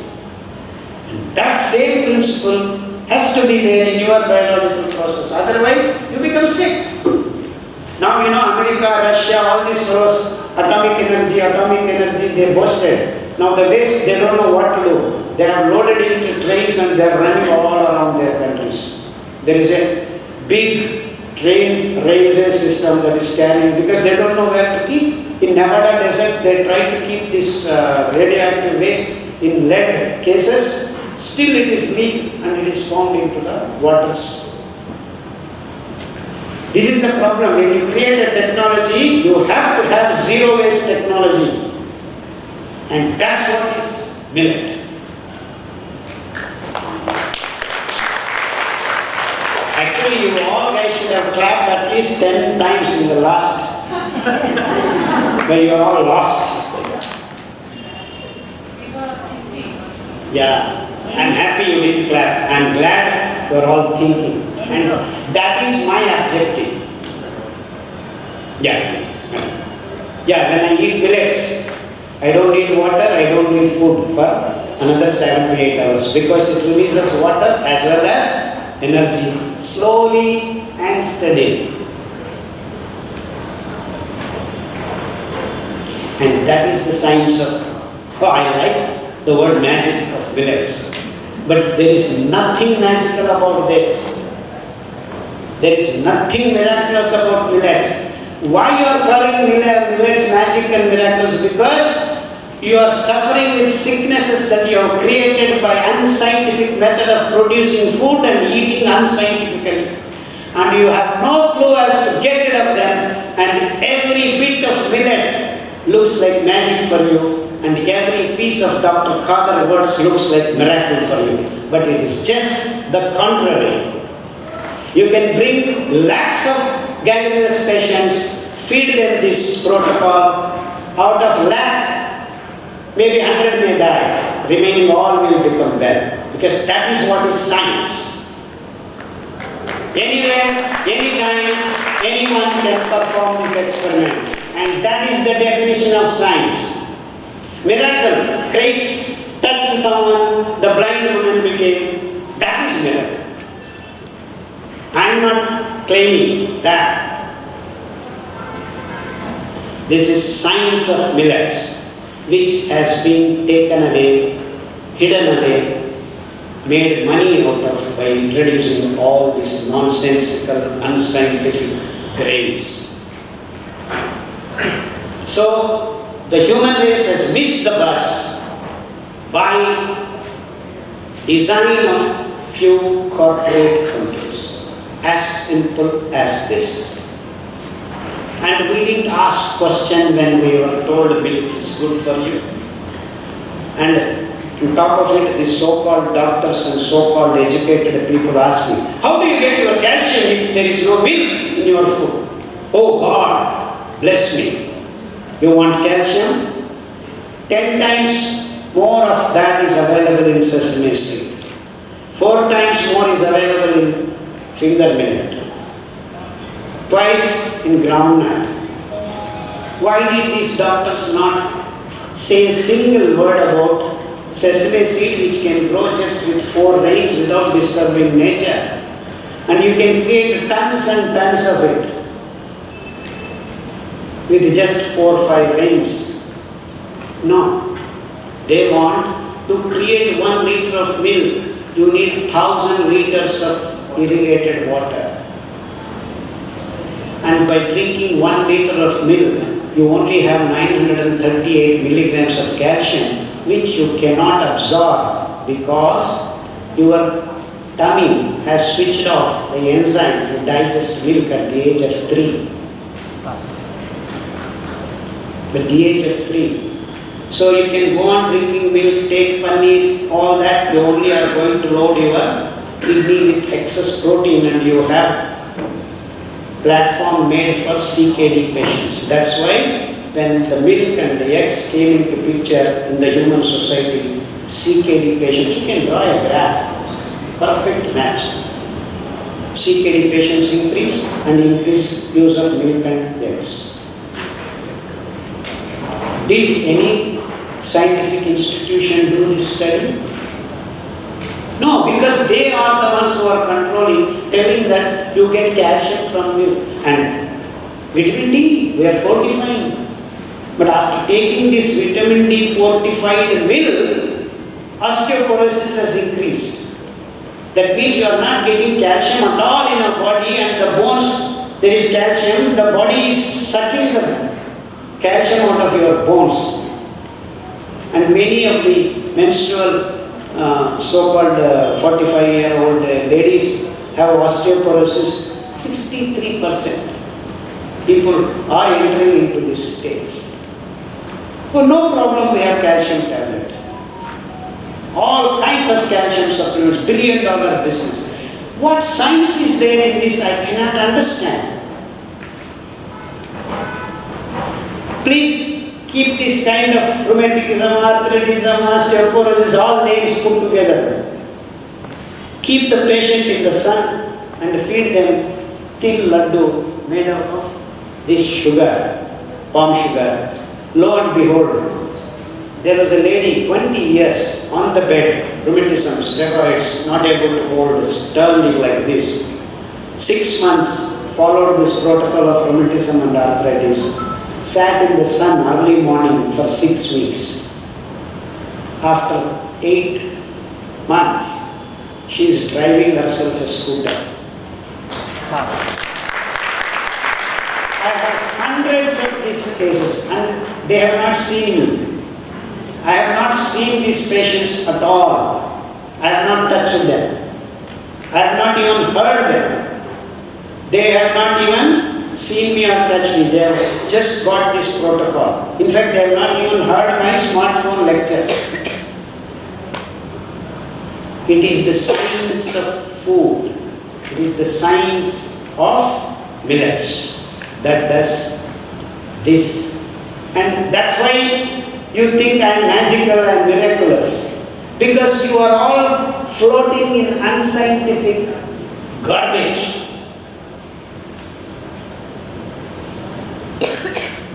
Excuse me for that word. I don't want to be called a miracle man or magic doctor. I am vehemently opposing that. Here is a science. Anyone can do. They don't need to come to me. We have the protocols. Just follow this. But the problem with all of you is, who will do this? Morning without coffee, my day doesn't begin. And this is the problem with it. Because you are being brainwashed. And who will soak 8 hours as if you are going to sit in front of the Millets and watch them being soaked? I did that because I wanted to learn what is happening. I watched millets being soaked for 2 to 3 hours continuously and took and seen the difference. You don't need to do that. Oh, we have no time. What time you have? You have no time. For what do you have time? I'm asking this question. We didn't ask these questions. We didn't ask, why should I drink milk? You didn't ask, why should I take that plastic oils that you are providing us for 100 rupees per liter? How on earth you can get 500 rupees per liter olive oil all over Mumbai and Kolkata and Delhi, everywhere? Where are these olive trees to provide this much oil? Did we ask this question? No, we didn't ask. Some chef came and said, olive oil is rich in this omega-6, omega-3 oils. Oh, everyone bring olive oil, this chef, that chef. In fact, if you just see the chef shows, so much olive oil flows, I wonder where did these fellows get this olive oil? I have traveled around, there are no olive trees on this planet. Very few of them are there actually. But then we are all so-called rich people on olive oil. Fantastic, very good. Bring olive oil. Oh, sunflower oil. Billions of liters. Where is this sunflower seed? Each liter you need 6 kilos of seed to be pressed, even if it is expeller. You extract everything out of it. Still you need minimum of 4 kilos. So if your Mumbai alone consumes billion liters in a month or so, you need 4 billion kilos of that seed. Where is it?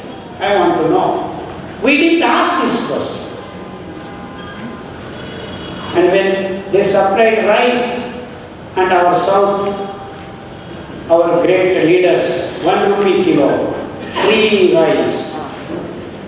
Take 10 kilos per person, vote bank politics, and they ate that rice. Otherwise they were eating foxtail millet and they were healthy. They started eating this rice and became diabetes. No problem, we are going to give you dialysis free.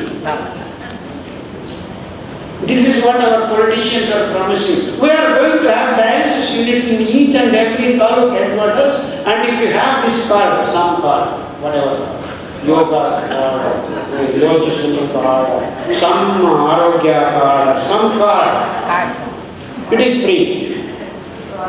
Some, whatever, some name, Tejaswini, Yojaswini, some schemes. And we didn't ask questions. Why the hell do we need dialysis machines? They are giving free. And we are like, oh, this fellow, it's a water bank. We go just, what's going on with us? We never ask these questions. And when there is upper lip hair, let's run to beauty parlors. Now it's a big show. Every day, TV, beauty parlor show. You remove your hair this way, remove your hair that way, you put this one there, that one there. That protocols people are ready to follow. And this protocol, how do you cook millets? It's difficult. Time takes time. Cooking is the same. Once you soak, everything is same. Idli makes dosa, paratha, everything is very simple. In fact, you ask Meghna, she is so skilled, she will tell you. Oh, I can also tell you. It's very simple. In fact, I cook. And it's simple, very simple. You use the right ingredients. You can make paratha. Okay, you want noodles? You can make noodles. It doesn't matter whether you noodles or chapati or bread.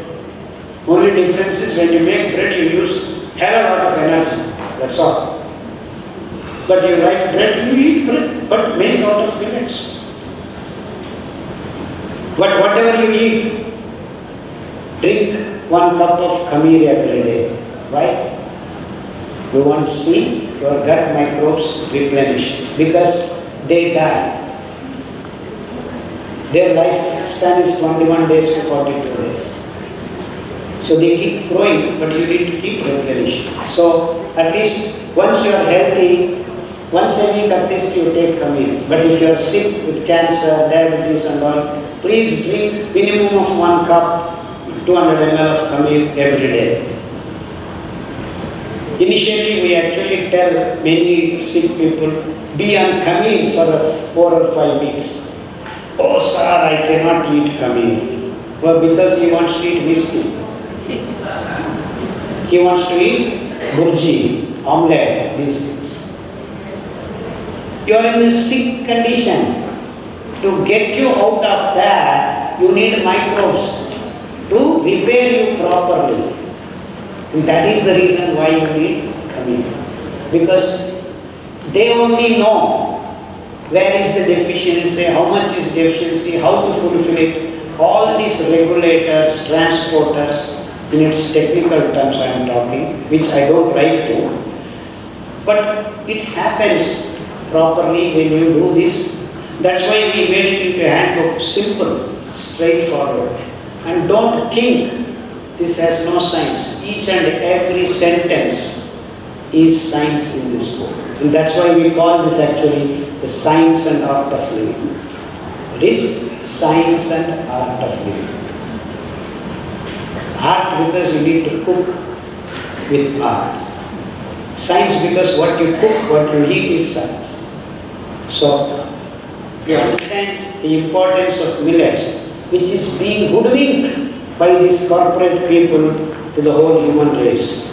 So, I want the human race consciously choose the millets as their food because it is the most scientific thing that you can do for you and for your future generations. And the people, oh, I don't know that is not tasty, this is not tasty. Taste doesn't come from your rice or meat. It is how you cook, how much spices you add, how much balanced way you do things. You go to Andhra, they have this chilies, they dump. And that's their culture. They eat very hot food. Now I come to here, you dump good for everything. Sweet. So both are wrong. You got to find balance is imbalance is sickness. So you transcend from materials into your mental domain.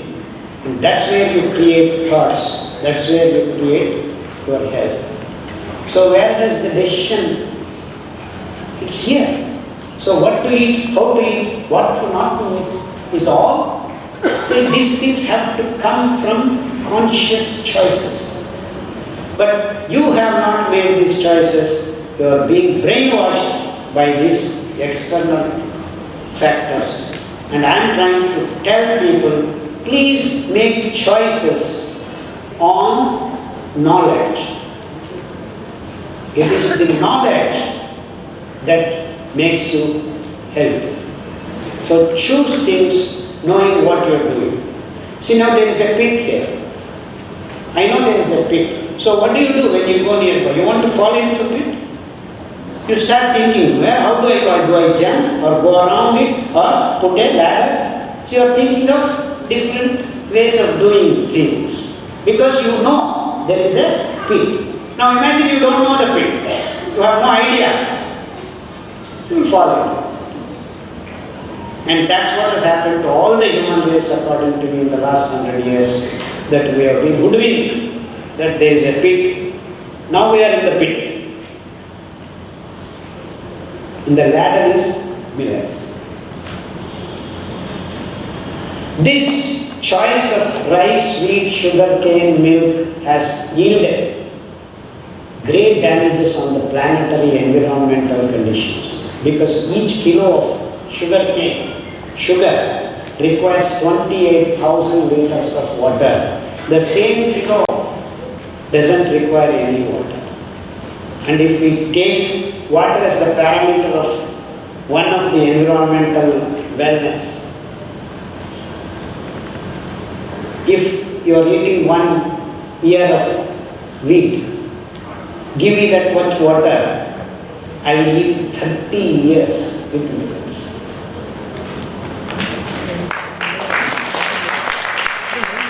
For this, you have to tap for 5 minutes actually.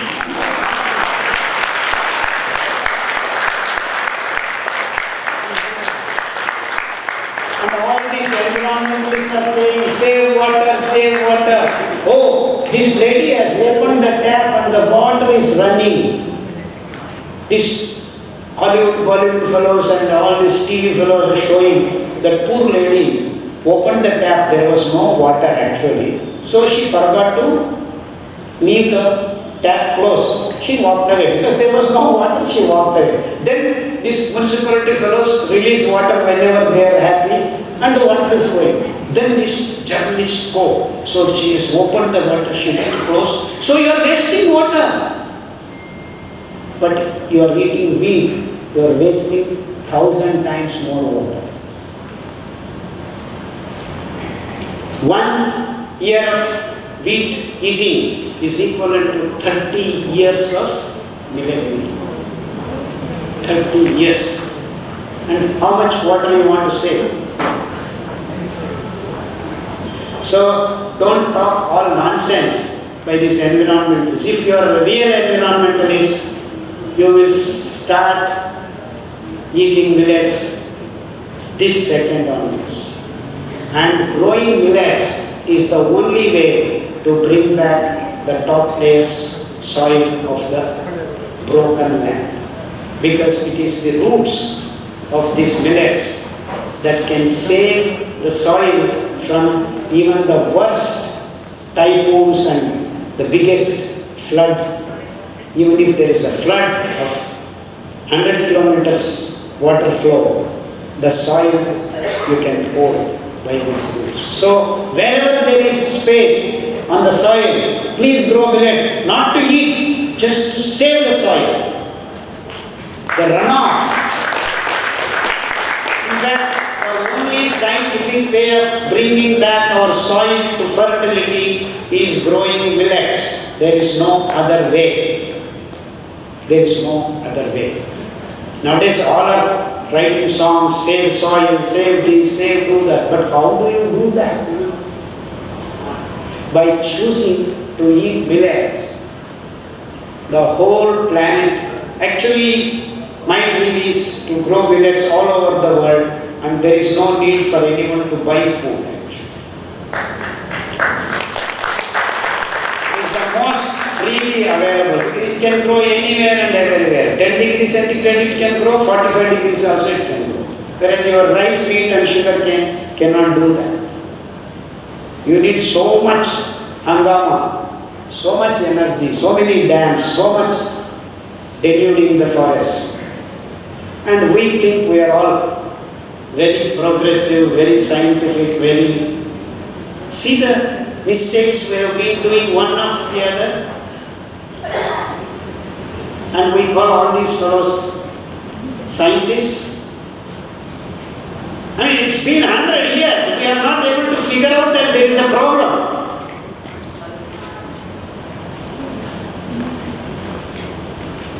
And all are big engineers, all are big, there are hundreds of Nobel laureates. What are they doing? I don't know.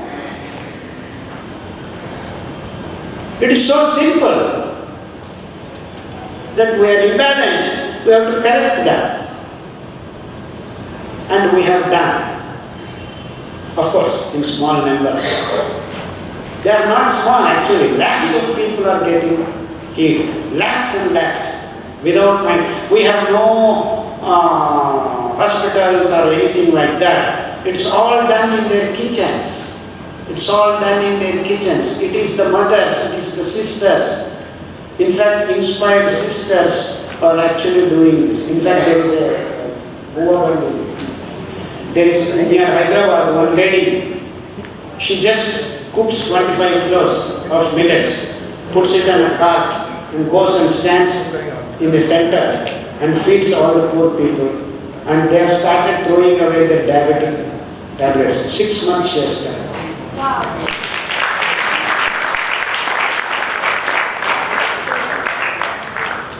And I went to Nandiala. There was one Muslim lady who had a fibroid, cancerous fibroid. She followed this, got cured. Now she takes a stick, all her Muslim families, she goes with the stick. If they eat wheat, she beats them up and makes them eat this.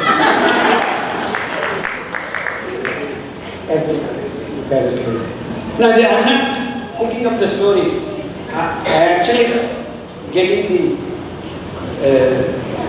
real people talking like. No, we have hundreds and hundreds of these cases, which generally I don't want to, because we are not trying to advertise. We are trying to sell the story of science.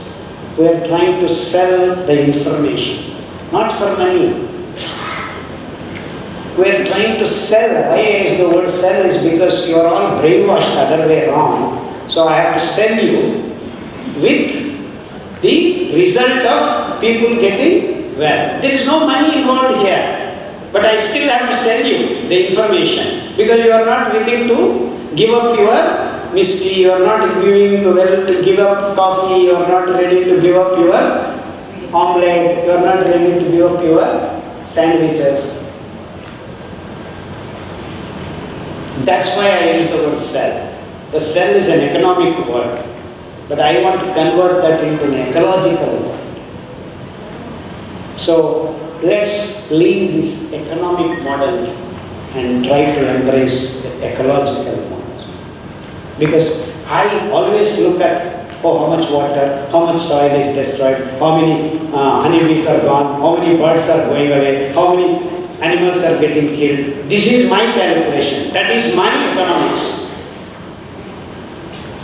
When I see a lot of people use this plastic water, that plastic water, nanoparticles are going, but I never use those. I always carry my water. When I see a tap, I go and hold my water. I don't want to use the plastic water because each liter that you are drinking, you are creating plastic which is found in whales' tummies. It is ending up there. And people are now counting whales on fingers, tips. Somewhere in the oceans. They have nothing to do with you, but you are killing them by choosing to drink water in this plastic. And the plastic companies are making money. Water is not theirs. Who drinks is not there. But the plastic is a waste produced in the diesel industry. They are converting it to money and environmental killing agents for millions of living things on this planet. And you are the agent. You are the killing agent.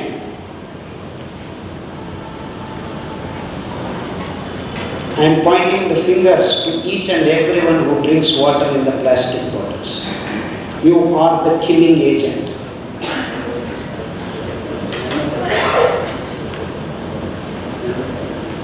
Why am I saying you are killing yourself also? In fact, I have told this 30 years back. All plastic should never be used in any food or water, oil, pickle. Now we are using pickles in the plastic. Why the hell pickles? We are actually packaging Gomutra in plastic and then selling. Saying that Gomutra is good for you, package it in plastic bottles. Ayurveda medicines are packed in tons of plastic. And we all have a department which gives permission to pack the Ayurveda medicines in plastic bottles. Why? Yogasanas are done on plastic mats. It's a business. Yogasanas are done on plastic mats. Can you believe that? Can you believe that? You want to do yoga, so you have nothing, you can do it on stone or you can do it on the mud. If you don't like the soil, you take, go package and then do it once or twice, you can do. Why do you need plastic mats? But I see in the morning, our Mysore is so-called yoga center of the world. Yeah. You know that? Everyone early morning, you see, they have like Rama used to have the tambour, like that they have plastic thing, and running around all people. I don't want what this place is already. This is a plastic. Why do yoga? You sit on that, your own heat hits you, you will have piles and hemorrhoids. That's all you can get. So this is the problem with all of us. We are trying to create an economic model for every concept. But being natural and then trying to analyze things will lead you to. Till when I travel, I use this bottle. Night, I cut a piece of lemon and put it inside. Morning, I wash it. Again, fill it with water. Why should I wash? Because the copper accumulates even the nanoparticles onto its surface because of d electrons. There are free running electrons available, and the bandwidth of this d transition suits the energy bandwidth of many of these polar chemicals that we are using in water and everything. In fact, this stupid glyphosate which is used to grow the soybean, that's why I keep telling people don't touch soybean. This soybean is killing penguins in South Pole. The glyphosate is causing cancer to the penguins and you people are eating soybean because this doctor said it is protein, and blood cancer is on rise because of this. The reason glyphosate blocks hemoglobin synthesis, it's a defoliating agent. It blocks chlorophyll synthesis in the plants, it blocks. That is protoporphyrin, the same thing, hemoglobin.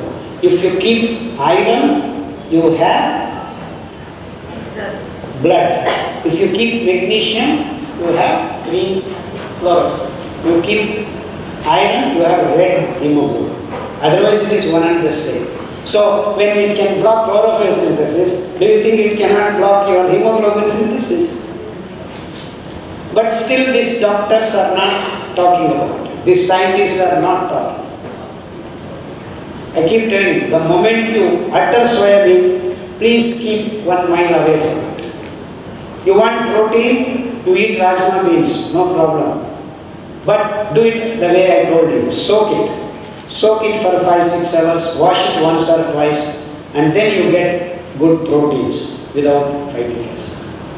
You can rajma beans, chana dal, tur dal, moong dal, all dals have proteins. Depending upon your local area, whichever you grow, you eat, no problem. In our south, we have what is called horse grain. It grows just like that.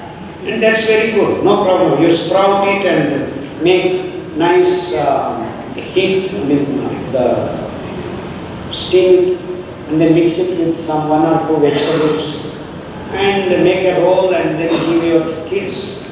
They will be very happy, very tasty. In fact, you don't need any spices for some of these dals. The dals themselves are tasty. You need only 1 spoon or 2 spoons, not more than that. So all these good things are even today available in India, and that is the reason why I came back actually. In America, all these things are not possible because they have taken away the rights of the farmers to grow anything, and FDA decides what to grow, what you need to grow. Sadly, the same thing is happening in our country. Slowly and steadily, our governments are making these stupid laws to suit these corporate food factories. They are taking away the freedom of the right farmer to grow what they want to grow. They decide, you grow here this, you grow here this district, one product, all these nice sounding terminologies, technical words they bring and then fool us, just like white revolution, green revolution, pink revolution, top. We don't need any revolutions. We need to revolve around trees and our millets and things. We don't need revolutions. We need to revolve around what we have in our immediate environment. And that's what gets you, and that's what this science is all about. I hope I have made many of the issues that you are thinking and you have doubts about, including how to cook, why I should not do this, why I should do this, why I should take bull-driven oils, why not the so-called cold press. Cold press is you are rotating, the RPM is beyond 18, then standard temperature and pressure. What if standard temperature and pressure increases? Why should I not take the oils? You see in groundnut, the top layer, that pinkish, that has got what is called resveratrol. That's a chemical which can protect you from aging. Antiviral, antibacterial, antifungal, anti-aging. What is anti-aging? What is anti-aging?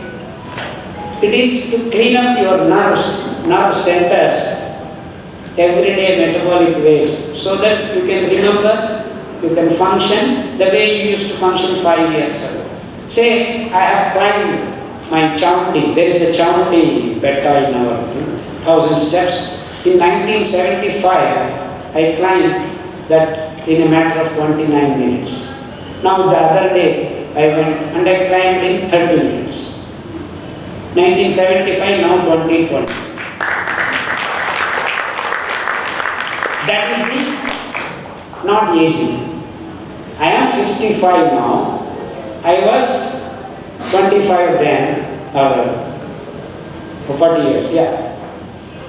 So, I climbed in 29 minutes, now I climbed in 30.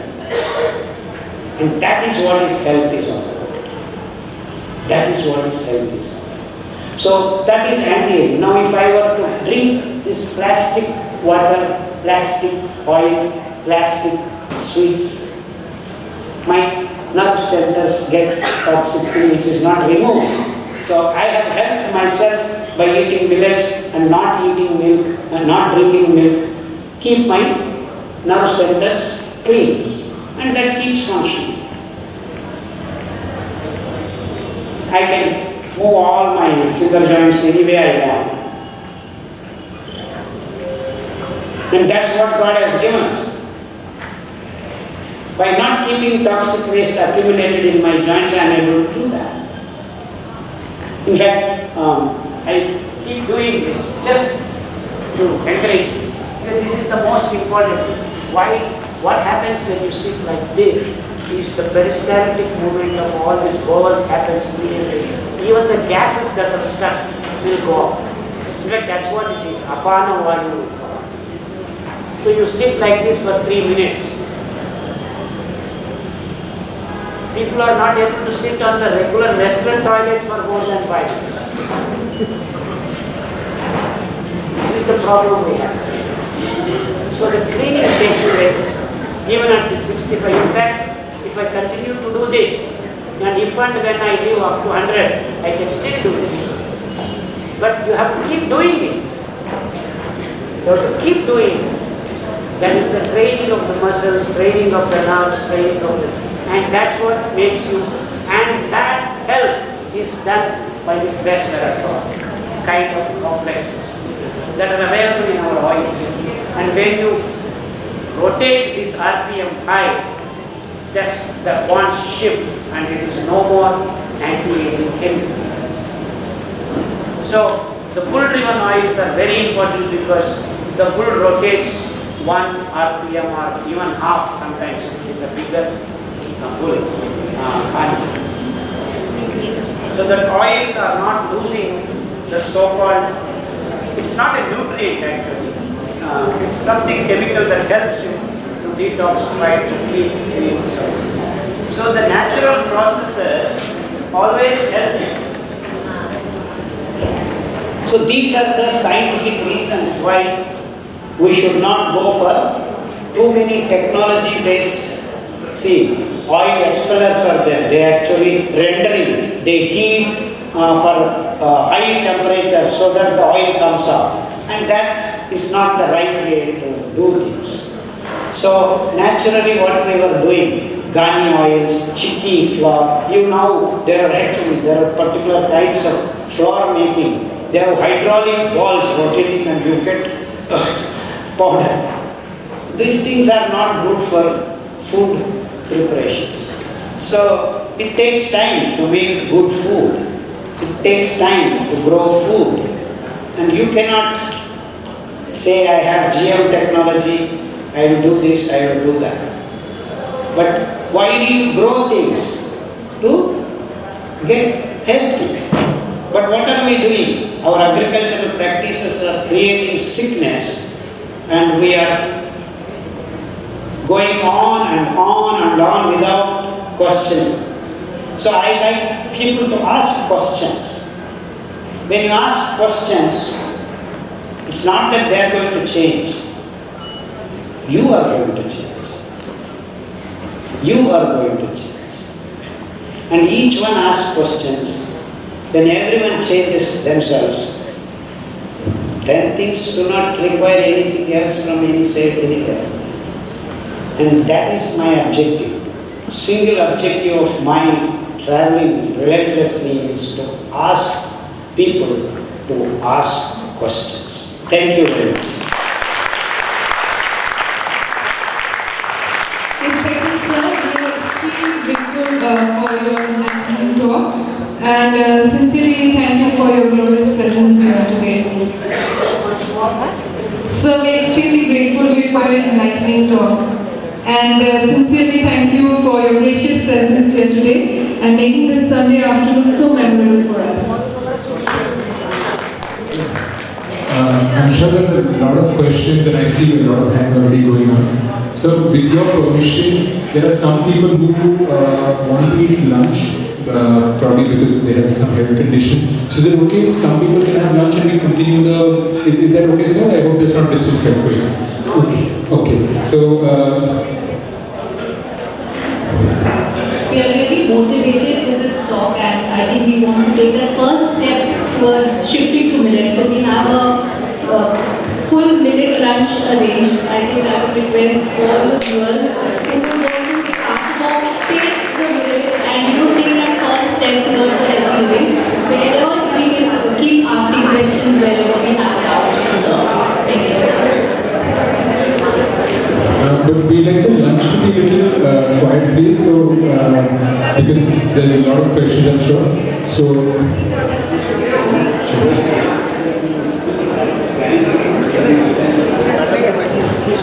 we can take a few questions, and then sir obviously also going to be with us for lunch, and we can have more interactions.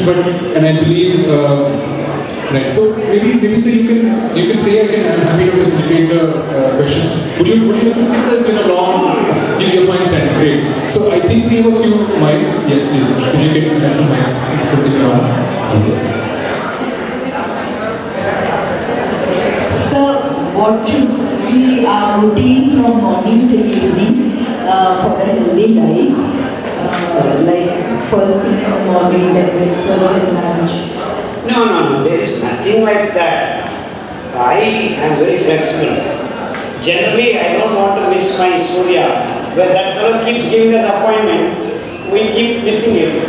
So, first thing is, I make sure I get up before sun comes up. So, I'm done with my toilet and other things. So, I go for long walks. Generally, I walk for 2 hours in a day. Minimum of 2 hours I walk. Then I come back and I start cooking my food. My wife and me together will cook food. Sometimes my wife joins me for walking. She's a lazy girl. She walks in the evening. Morning, she sleeps later than me. She talks to her brother, her sister on the phone. She takes time. She sleeps at 11:30. I go to sleep early. By 9:30, 10 I sleep, so I get up in the morning. So she sleeps late, gets up 1 or 2 hours late. So she walks in the evening. I am busy in the clinic, so I cannot go in the evening. So I walk in the morning. So I come back and we cook our millet food. We don't eat anything else. Fruits, rarely we eat. Sometime in the evening. I eat well in the morning. I make everything. We eat, we hog our food. We fight with each other and eat well, and that's it. Till next day morning, I don't think of food. And in between maybe a tumbler of ambali in the afternoon, and evening whatever is left in the morning we eat. Yeah, I eat very well once and don't think about food at all the whole day. That's convenient for me. I don't like to go on spending time on eating. And that is the problem with many of the diets. You eat fruits, after 2 hours again you want to eat something. You keep looking for something else. You eat millets once, eat paratha, chapati, idli, or whatever you want to make and eat. And you are not hungry till late in the evening. So that I can do other things. Very simple. And I tell everyone, please eat in the morning. The first thing is before 9 p.m. Eat well. Then forget about food. And you will not think of food at all. Actually for me, the thought of food doesn't come till late in the evening. Very late in the evening. In fact, I am robbed of that luxury because I have patience to sleep till 8 to 8:30, sometimes 9. So I forget about food once I eat in the morning. So when I come from my walk, I really eat. I eat this. Should we take 2-3 questions? Maybe we can take 2-3 questions. I think there's a lot of hands up. So we can collect 2-3 questions. Eat once, you will be happy. Sir, how much water should we drink after eating millets so that it's digested properly? Yeah. Generally, I go for walking, I come back, and I want a lot of water. I don't know how much water I drink, maybe it's 2 liters. I have no pound, but it takes a lot of water when you walk for 2 hours and come back. So after around evening also I drink a lot of water. So I don't count how much and how that. So whenever my body requires, I just drink. And when you walk 1 or 2 hours, the body wants a lot of water and you drink a lot. Sir, I was following this millet diet and I had some itching problem. So where I was going wrong, or should we also consume the millet atta as it is? I got it from your center only. Yeah. Is that okay? No, you had a skin problem before? No, this issue was not earlier. After consuming millet for say 2-3 months on millet diet, I had some itching issues. I was a little confused. No. Most of the time when you start on millet diet, lot of toxic things start getting out of the body.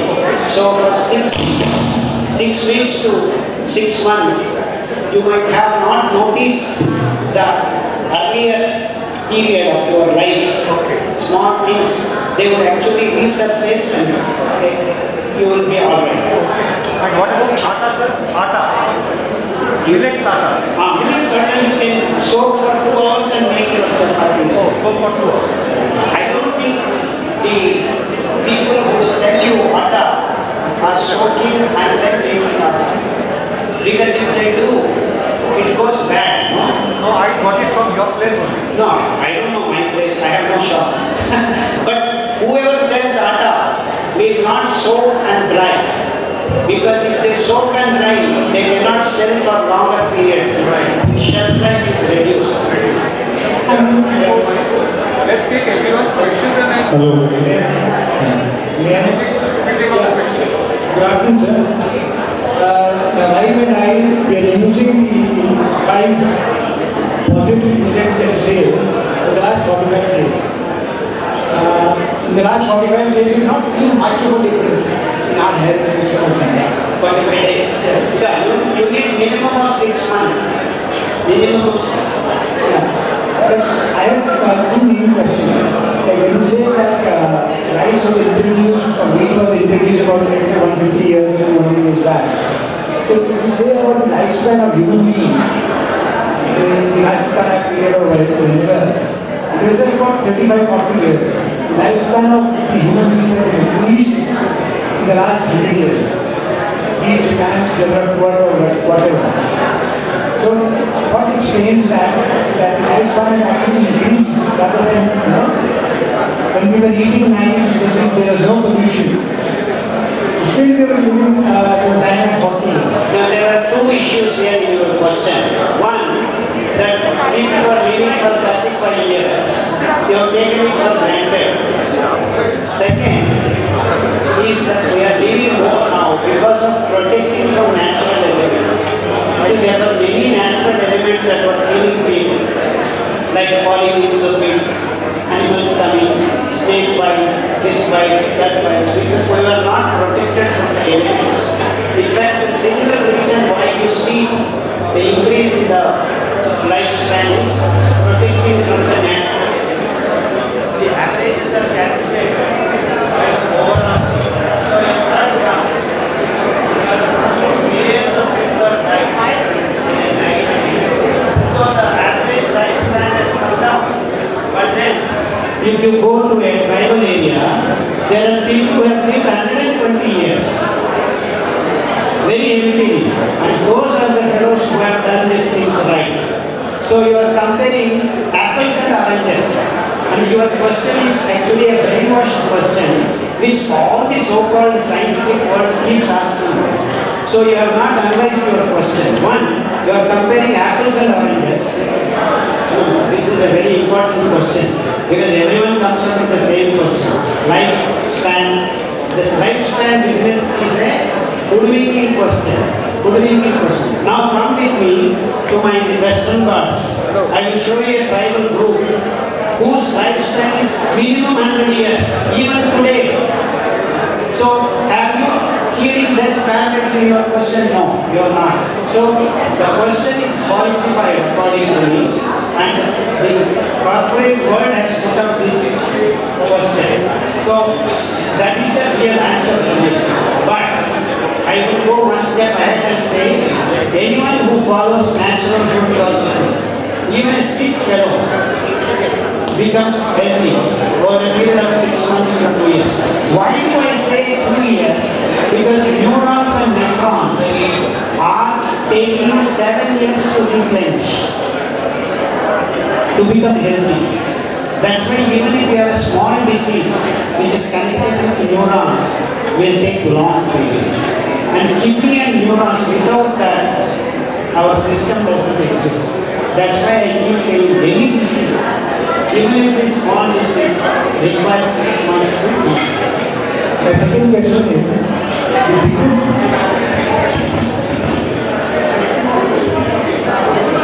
good afternoon, sir.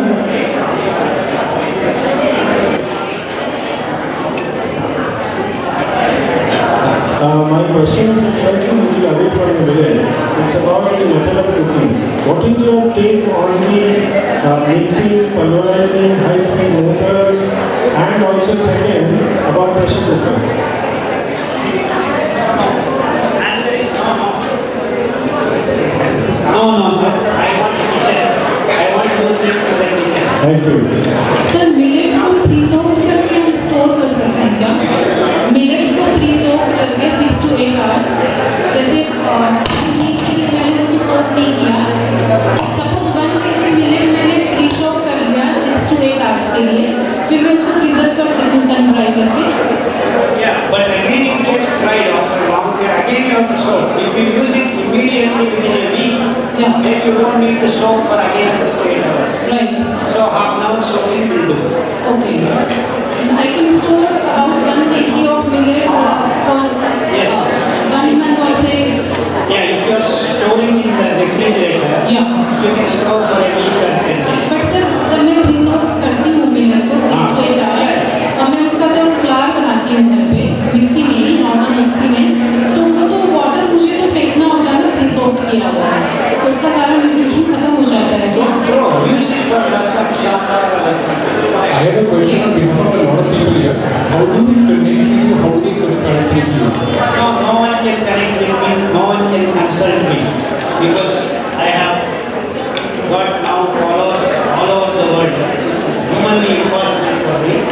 We have all the information in many. Dr. Khadar lifestyle, the Facebook is there. All the questions people have been asking for 20 years have been answered. So I personally think there is no question that we can come up with. That's not an answer in that lifestyle. वैसे मेरी daughter Mysore में पढ़ती है, मेरी daughter Mysore में पढ़ती है. She wants to meet you, sir. In Mysore. Where? TK layout. Huh? TK layout. My address is also there in the net. Okay. Thank you. It's TK layout. Wait.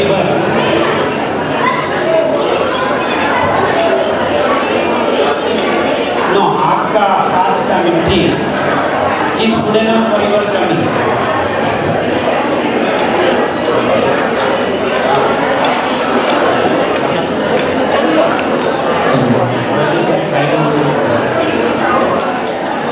No. Tea has got caffeine. Don't take.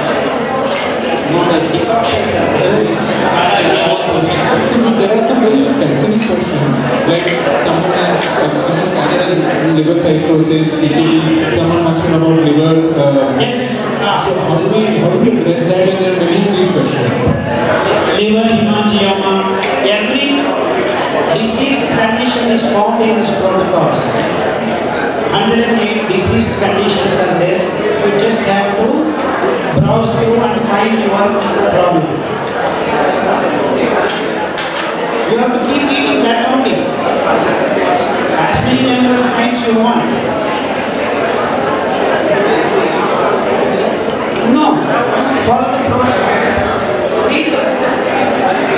Here it is very clear. No, it doesn't matter. You eat millets. That's it. And he is fermented for it. Any number of times, see the problem is simple because you have eaten 5 times. You want to eat 5 times, you eat 5 times. After 4 to 5 weeks, you eat only once in the morning and then you stop forgetting about food because the millets make you feel that. So now I'm feeling a bodyguard because there's a big group that's following. I don't need worry. So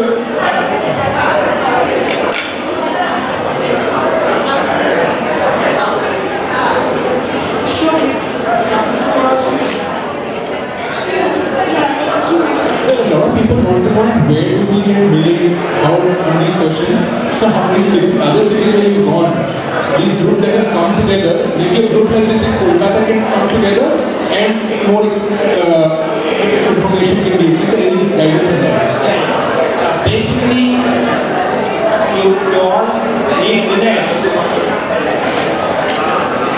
Simple as this, that catch hold of few farmers and I will give you the seeds.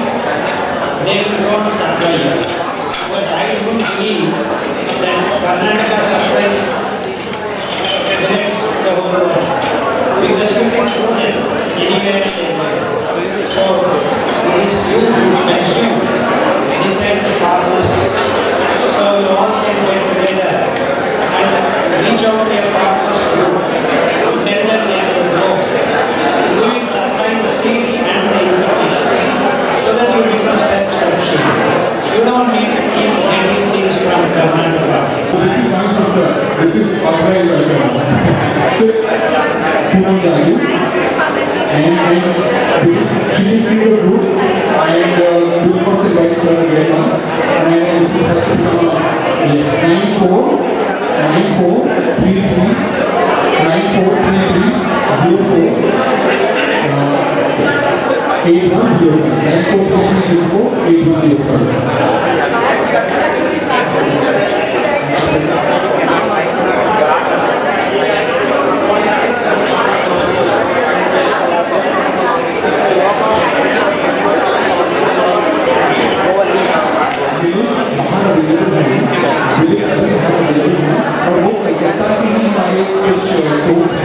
तो इनसे आपको millets regular में मिल जाएगा. One thing I want to clarify, these protocols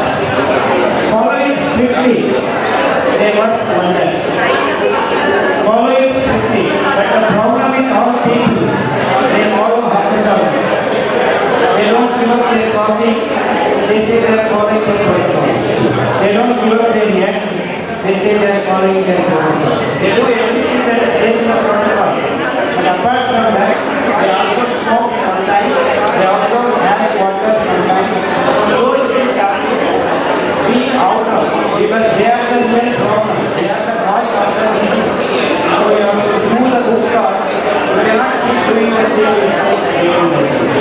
I would also look at Meghna ji here. She's taking some real cooking workshops. So whoever is interested in that, Meghna ji is right there. Meghna ji is right there. She's also taking some real cooking workshops in Kolkata.